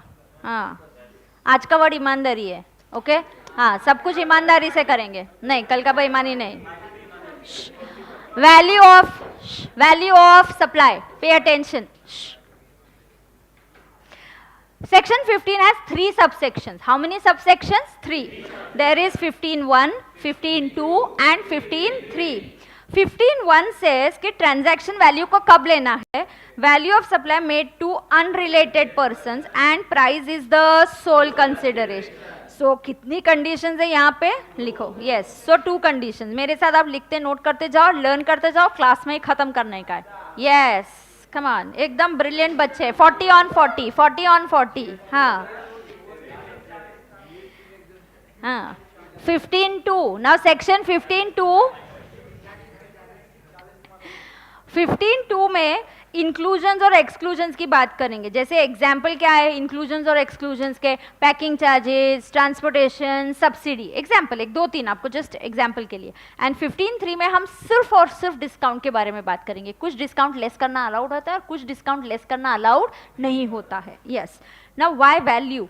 GST is levied as a percentage. Why value? ये जस्ट रीड करना है, ये कुछ लर्न नहीं करना है। वैल्यू क्यों? ये मैंने बता दिया है। क्यों वैल्यू होती है? वैल्यू क्यों होती है? Because it is a percentage of value of supply. So it is important to arrive at the value and this value is determined as per section 15 of the CGST Act 2017. बरोबर? When value cannot be determined, अयो ऐसा भी हो सकता है ना कि 15 में हमको एंट्री नहीं मिल रही है, दरवाजा बंद हो गया। 15 के आपने कंडीशन सेटिस्फाई किया तो ही 15 दरवाजा खोलेगा। समझा क्या? इट इज लाइक खुल जा सिम सिम, आपने 2 कंडीशन बोली तो दरवाजा खुलने वाला है, नहीं तो दरवाजा बंद कर देगा। फिर तुम किधर जाओगे? वैल्यूएशन रूल्स में जाओगे। वैल्यूएशन रूल्स तुम कहाँ सीखोगे? फाइनल में। सो when value cannot be determined under section 15 of the act, the same is determined using chapter 4 determination of value of supply rules. These rules will be discussed at final level. The provisions of value of supply for CGST act have also been made applicable to IGST act, thank God. So IGST मतलब inter state supply किया तो उधर का value अलग और with in the state किया तो उधर का वैल्यू अलग, ऐसा नहीं है, क्योंकि जो CGST एक्ट ने वैल्यू बोला है वही provisions have been made applicable under IGST. So there is similarity, there is no change over there. Section 15 of the CGST Act provides common provisions for determining the value of goods and services. Thank God. So we do not have value of supply for G separately. ना सुनो, आपको ये multiple choice question आ सकता है. कैसे? TOS के लिए G और S के रूल्स अलग है क्या? हाँ, लेकिन value of supply for goods and services is the same, but TOS for goods and services is different. Yes, so we'll note it down. Value of supply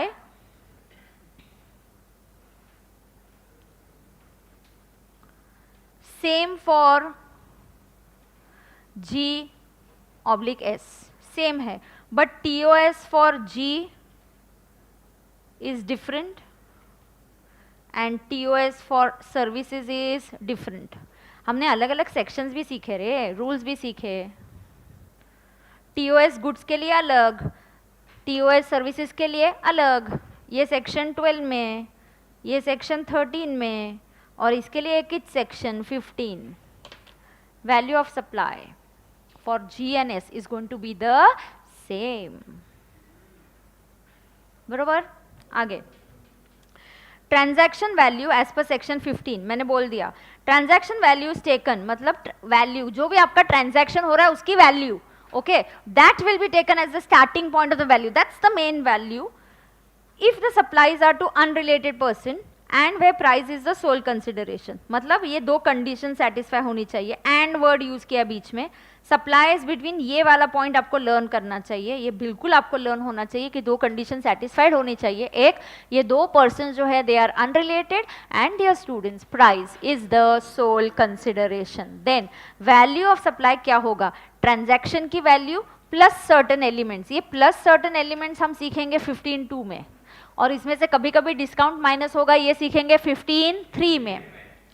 transaction value means, ये भी important है, transaction value means price actually paid और payable for supply. सो जो भी price for the goods होता है, जैसे 1 लाख की गुड्स की वैल्यू है, ये क्या हो गई? Transaction value. इसको कब पकड़ेंगे, इसको कब कंसिडर करेंगे? जब सेक्शन 15 की दोनों कंडीशन सेटिस्फाई होती है. कौन सी दोनों कंडीशन है मुझे बताओ? कौन सी दोनों कंडीशन है मुझे बताओ? When the supply is taking place between 2 unrelated persons and price is the sole consideration. शाबाश. So supply फिर से यही वही बोला है, unrelated persons and price is the sole consideration. ये दोनों, both the conditions should be satisfied, then transaction value will be considered. अच्छा, अगर इनमें से कोई भी कंडीशन, एक कंडीशन सेटिस्फाई नहीं होती, जैसे मान लो कि supply is between related person, तो ट्रांजैक्शन 15 का सेक्शन का दरवाजा आपके लिए बंद हो गया, तो किधर जाना पड़ेगा? वैल्यूएशन रूल्स है, वो वैल्यूएशन रूल्स हम कहाँ सीखेंगे? फाइनल में. बिल्कुल. Now example, wholesale price of 1 metric ton of cement sold by X Limited. Wholesale price of 1 metric ton of cement sold by X Limited in ordinary course of business is 7,000. Ordinarily हम क्या price पे बेचते हैं? 7,000 में. Price of 1 metric ton of cement sold by X Limited to Y Limited, but this time I decided to sell it for 6,700.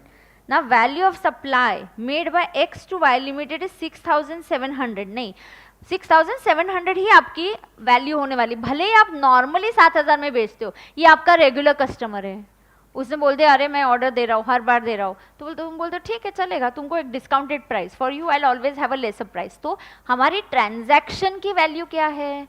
6,700, तो तुमको 6,700 ही लेना पड़ेगा. नॉर्मली बाकी के लोगों को 7,000 में बेचा इसलिए इधर 7 लोग, ऐसा नहीं. हाँ, यू शुड चेक दैट इन दोनों के बीच में they are unrelated persons. Price is the sole consideration, ये सेटिस्फाई हो रहा है, तो जिस वैल्यू पे आपने अग्री किया ट्रांजैक्शन होगा वही वैल्यू ट्रीट की जाएगी. तो 6,700 which is the price actually paid और payable and not the wholesale price. So normally the wholesale price is 7,000. ऊपर क्या दिया है? Wholesale price. Wholesale price is 7,000 हमने जनरली बोल दिया है. बट एक कस्टमर को यहाँ पे आपने उसको 6,700 कर दिया. ऐसे आपके कुछ और कस्टमर्स है जो रेगुलर है, उनके लिए भी आप ऐसे ही करते हो, तो कोई बात नहीं है. जो एक्चुअल प्राइस डिसाइड हुआ है वही ट्रांजैक्शन वैल्यू ट्रीट किया जाएगा. Of course we are assuming that you're satisfying the conditions that are given under section 15, right? So let's write down. इसके यहाँ space है तो लिखो transaction value is equal to transaction value is equal to 6,700. Transaction value is 6,700. Correct? लिख दिया. अच्छा, इसके headlines में वापस लिख दो, एक सेंटेंस फॉर्म में लिख दो.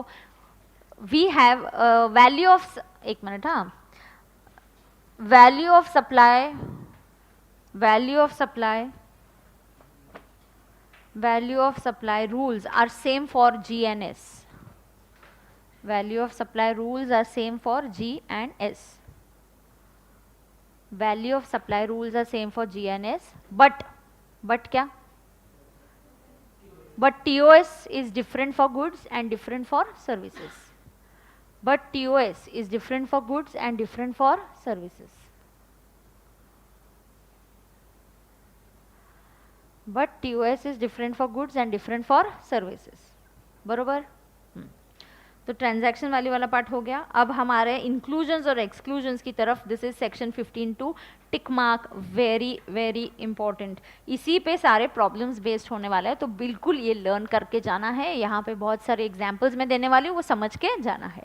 Everybody is understanding that? Yes, okay, ready everybody? हाँ, सुनो. फॉलोइंग आर द इंक्लूजन्स और exclusions from the transaction value. पहला, taxes other than, now that's one, okay, that's point number 1. एक सेकंड ना.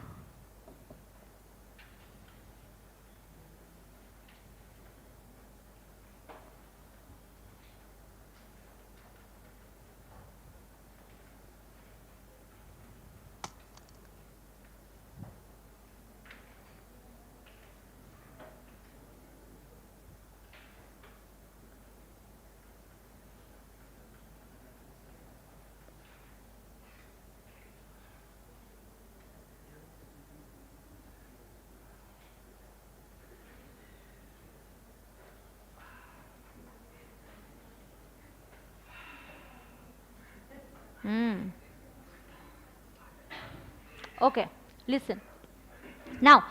पॉइंट नंबर 1 देखो. पॉइंट नंबर 1 क्या बात start हो रहा है? टैक्सेस. हाँ, उसमें देखो 1A 1B ऐसे मैंने बोला, तो 1A 1B यहाँ तक ये पूरा क्या पॉइंट है? टैक्सेस की बात हो रही है. ठीक है, तो क्या क्या ऐड करना है, क्या क्या ऐड नहीं करना है, सुनो.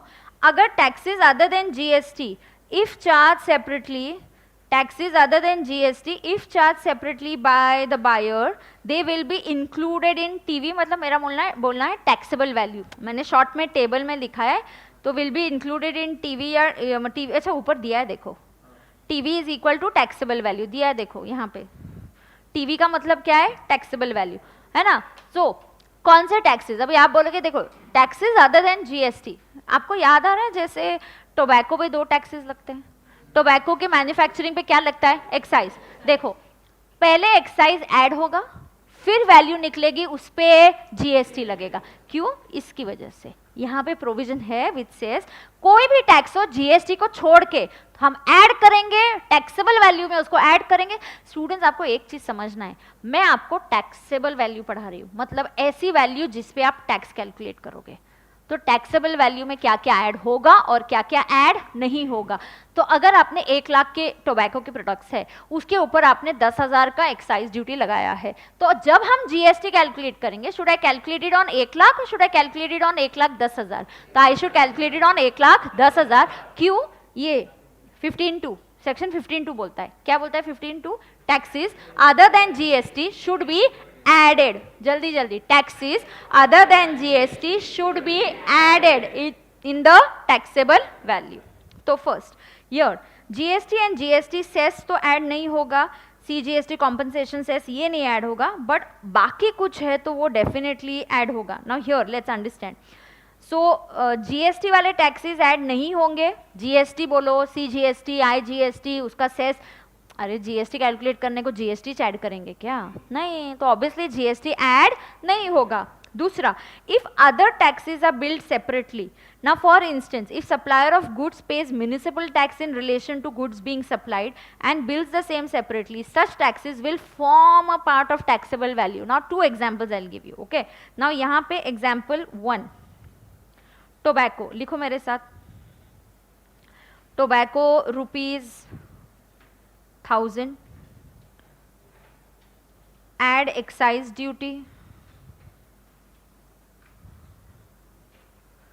at 10%. अब जब तुम GST कैलकुलेट करोगे, कैसे 1000 पे कैलकुलेट करोगे सिर्फ? नहीं. सो वैल्यू क्या हुआ? वैल्यू टोबैको का, ऑफ टोबैको, ट्रांजैक्शन वैल्यू क्या है उसकी? 1000. इस पे क्या ऐड करोगे? Excise duty. So taxes other than GST should be added in the taxable value. So excise duty 10% हुआ 100, तो अब आया 1100.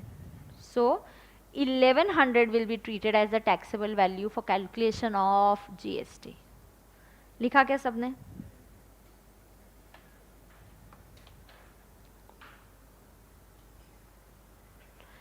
हाँ, यहाँ पे लिखो. करूँ डिक्टेट? 1100 तक आ गए क्या? तो मुझे डिक्टेट करना है. लिखो 1100 will be treated as 1100 will be treated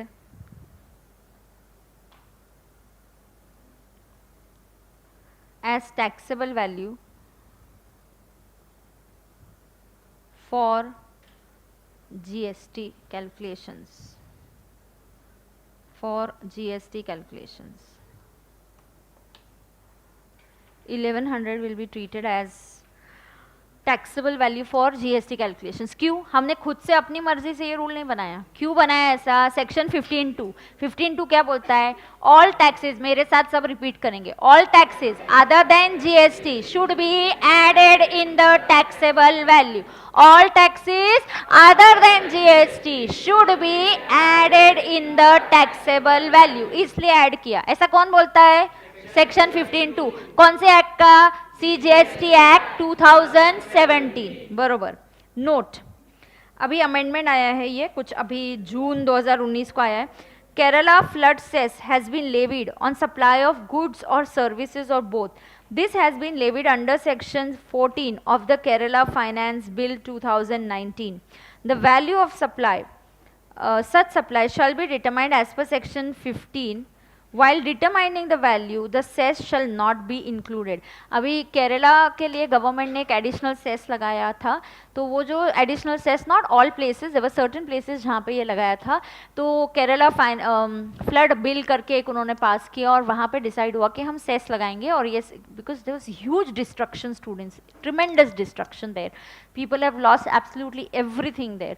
So it was necessary to collect this money, and we were going to collect it and give it to the people for their so that they can come back. उनके rehabilitation के लिए वो use करने वाले. सवाल ये आता है कि ये जो आप सेस लगाओगे, इसको भी हम वैल्यू में इंक्लूड नहीं करेंगे. So we will not include it in the value. So नीचे एक सिंपल लैंग्वेज में आप उसको लिख सकते हो, Kerala flood cess not to be included. तो आपको ये देखना है कौन सा इंक्लूड होगा और कौन सा इंक्लूड नहीं होगा.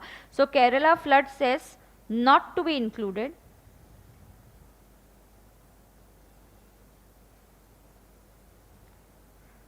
in the taxable value, not to be included in the taxable value, not to be included in the taxable value. correct? आगे note 2.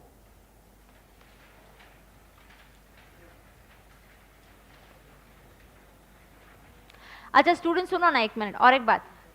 कभी कभी ना कोई गुड्स पे कॉर्पोरेशन लोकल अथॉरिटी टैक्स भी लगा देती है, जैसे ऑक्ट्रॉय या ऐसा कुछ टाइप्स का। अभी ऑक्ट्रॉय तो नहीं है बट और कुछ और टैक्स लग गया, म्यूनिसिपल टैक्स लग गया, जैसे आपके गुड्स पे और कुछ 1000 पे म्यूनिसिपल टैक्स लग गया 10%, तो 100, तो फिर से आपकी टैक्सेबल वैल्यू क्या होगी 1100। कोई भी टैक्स जीएसटी को छोड़ के कोई भी टैक्स अगर लेवी होता है, it should be added in the taxable value, it should be added in the taxable value. हाँ, लेकिन हमने क्लैरिफिकेशन दिया, दो टैक्सेस को ऐड मत करना। एक बोला है केरला फ्लड सेस और दूसरा है TCS. TCS tax collection at source. Income tax में जैसे आप कुछ गुड्स बेचते हो तो मैं आपको बोलती हूँ कि बेचने का प्राइस है 100, आपको याद है स्क्रैप बेचा, लिका बेचा, ऑफकोर्स लिका पे तो जीएसटी नहीं लगता बट स्क्रैप वगैरह हम बात करेंगे। तो suppose I sold you the scrap for 1 lakh, उसके ऊपर मैं तुमको बोलूंगी TCS I collect in income tax, I have taught you TDS and TCS, so I collect TCS. तो मैं तुमको बोलूंगी कि गुड्स के लिए देना 1 लाख और टीसीएस देना 1%, तो 1% मतलब कितना बनेगा 1000।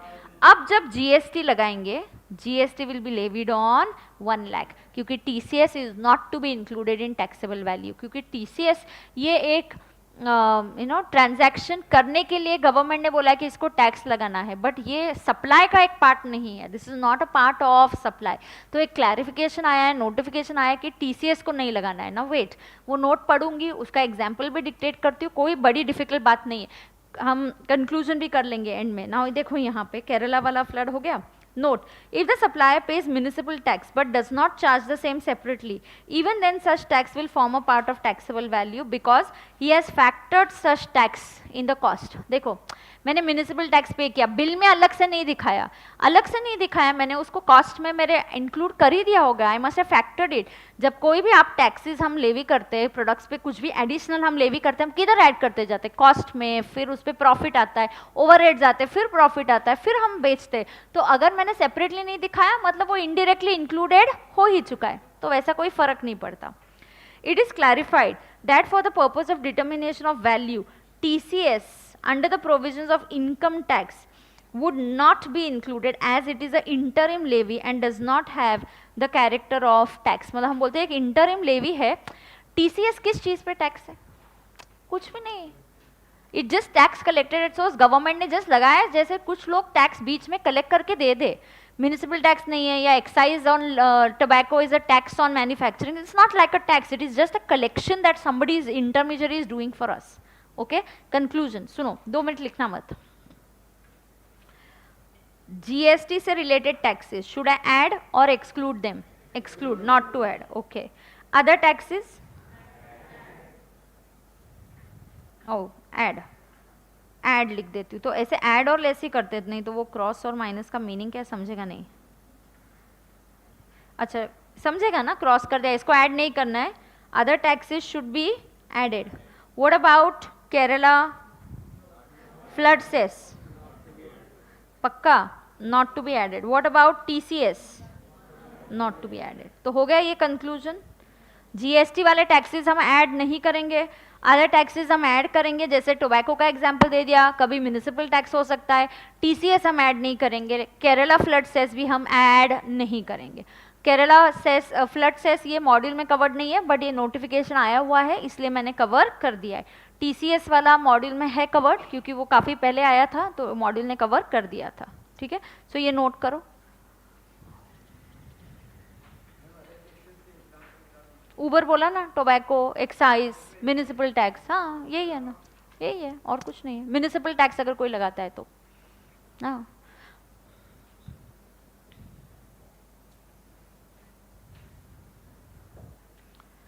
Other taxes like example excise, municipal taxes, कोई भी और बाकी जो भी बचे हुए टैक्सेस होंगे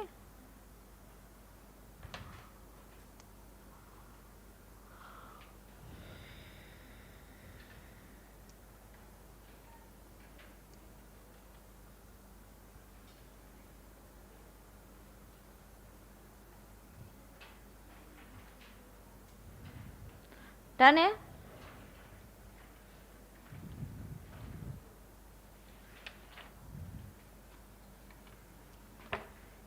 फोकस, पे अटेंशन। डन है क्या स्टूडेंट्स यहाँ पे? हाँ। Payments to third parties, erase हो गया ना, 1 मिनट।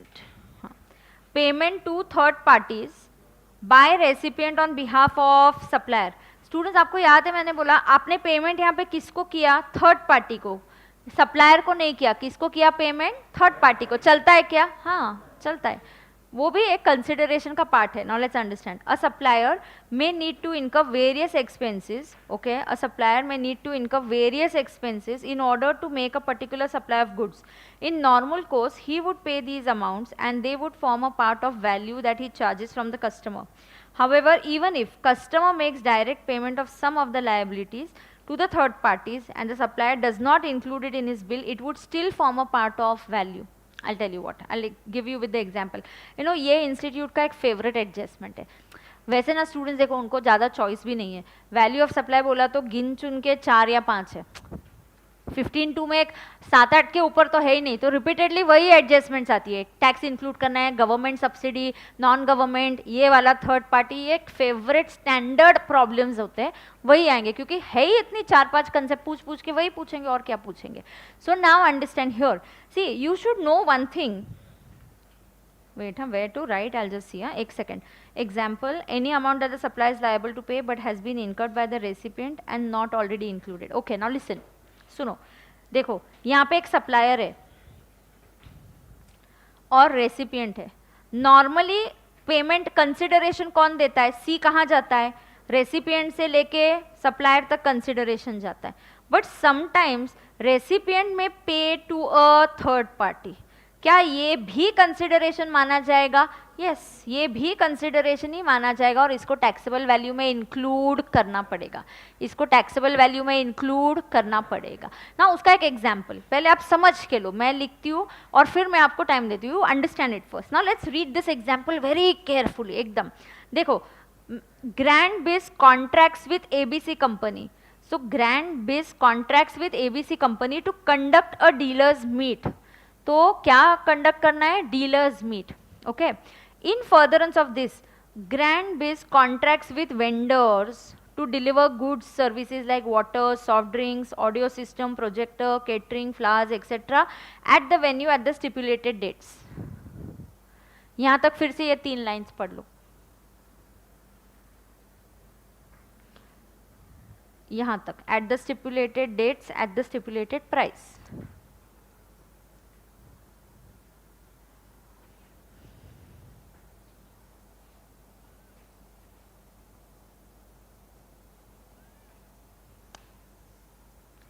करेक्ट। नाउ लिसन, हो क्या रहा है मुझे बताओ, पहले यहाँ पे मैं नोट करती हूँ, सुनो। ग्रैंड बिज, ये कौन है, सप्लायर। ये क्या सप्लाई कर रहा है, इवेंट ऑर्गेनाइज करके दे रहा है। So it is organising a event for whom, ABC and company, इतना।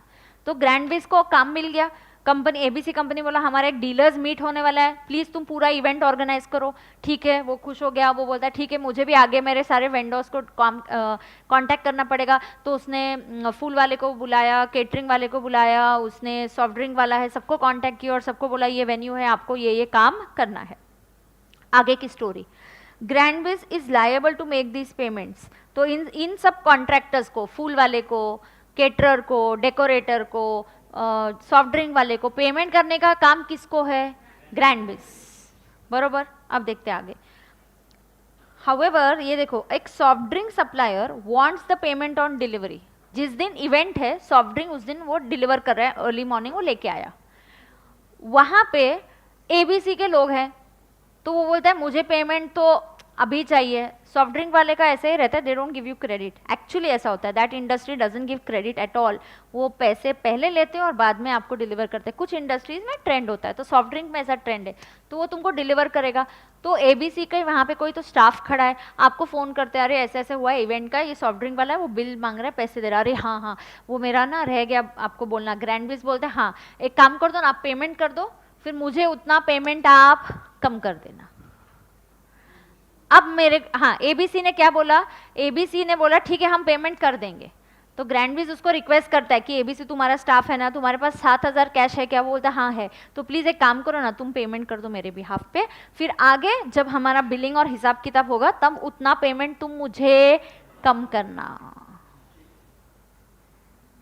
स्टोरी समझ के लो पहले, समझे ना स्टोरी अच्छे से। हाँ, अब देखो आगे क्या हुआ। ABC agrees, who agrees? ABC. ABC कौन है? रेसिपिएंट। मैं आपको एक चीज हमेशा बोलती हूँ स्टूडेंट्स, कि आपको अगर कंफ्यूजन होता है ना कभी भी एग्जाम में, एग्जाम्पल लो, लिख के लो कि सप्लायर कौन है, रेसिपिएंट कौन है, ऐसे ड्रॉ करो एरोस, कौन किसको क्या कर रहा है, analyse and understand it and then solve it, no problem. आगे, ABC agrees to pay the bill raised by the soft drink vendor on Grandbiz on receiving the crates of soft drink. This amount is not billed by Grandbiz to ABC. तो Grandbiz का decide हुआ था कि हम billing करेंगे 5 लाख का, लेकिन ABC ने कोल्ड ड्रिंक वाले को पेमेंट कर दिया 10,000 का। तो अब Grandbiz वाला बिल कितने अमाउंट का निकालेगा? 4,90,000।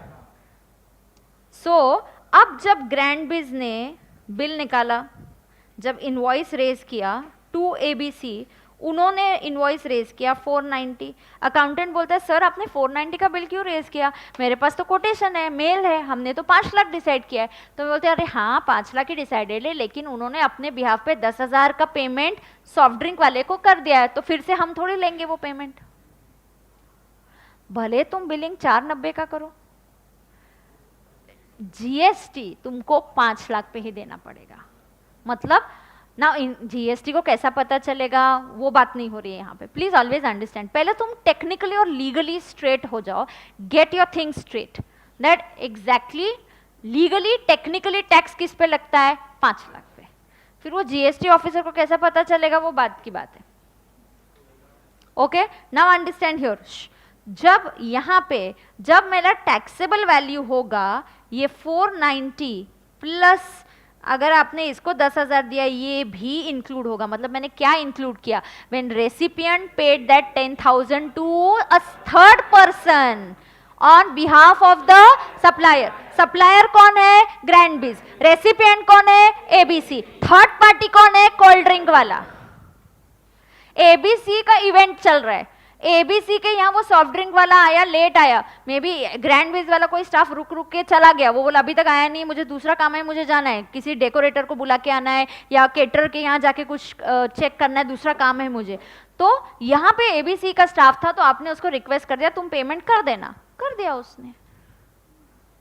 सवाल ये है टैक्सेबल वैल्यू में you should also include consideration that the recipient has paid to the third party provided it was not included in the bill.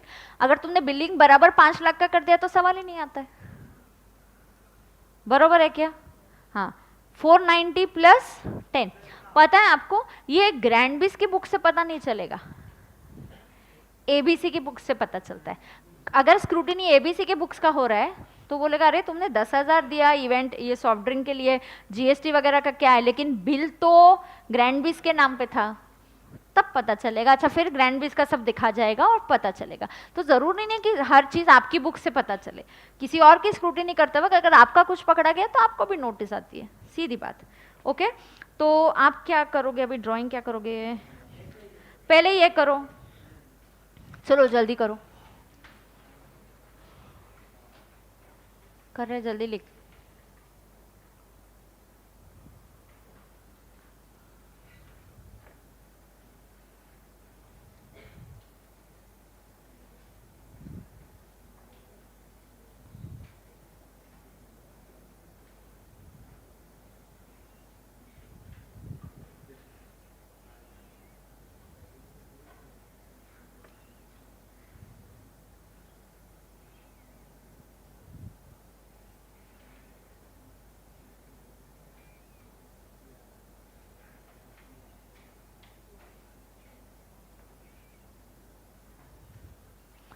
Done है? फिर नीचे का भी ड्राइंग करना है ना। बट ये फेवरेट एडजस्टमेंट है इंस्टीट्यूट का, ऐसा टाइप का क्वेश्चन आता है। देती हूँ ना 5 मिनट में ब्रेक, 10 मिनट में दे दूंगी। आगे का पार्ट ये लिखना है तुमको।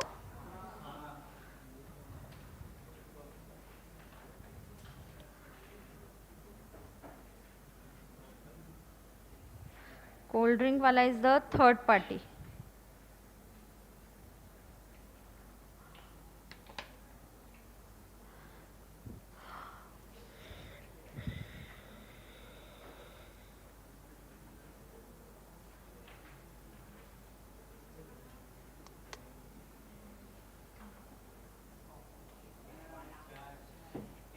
Thank you.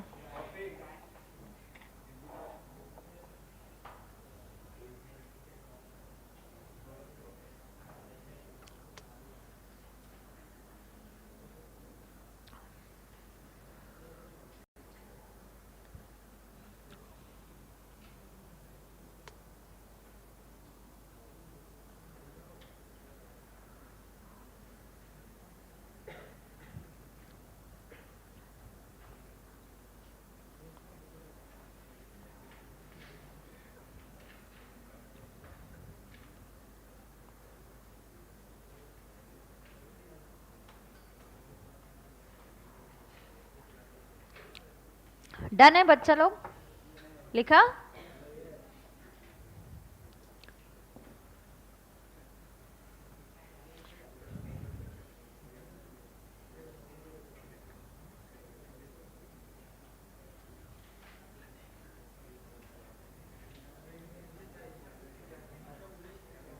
डन है? अभी दे दूं क्या? ठीक है, ये लिखे हो गया क्या? हाँ, चलो तो ब्रेक ले लेते हैं। अभी हम 13 मिनट के जगह पे मैं आज 10 का ही दूंगी ब्रेक, 10 मिनट्स।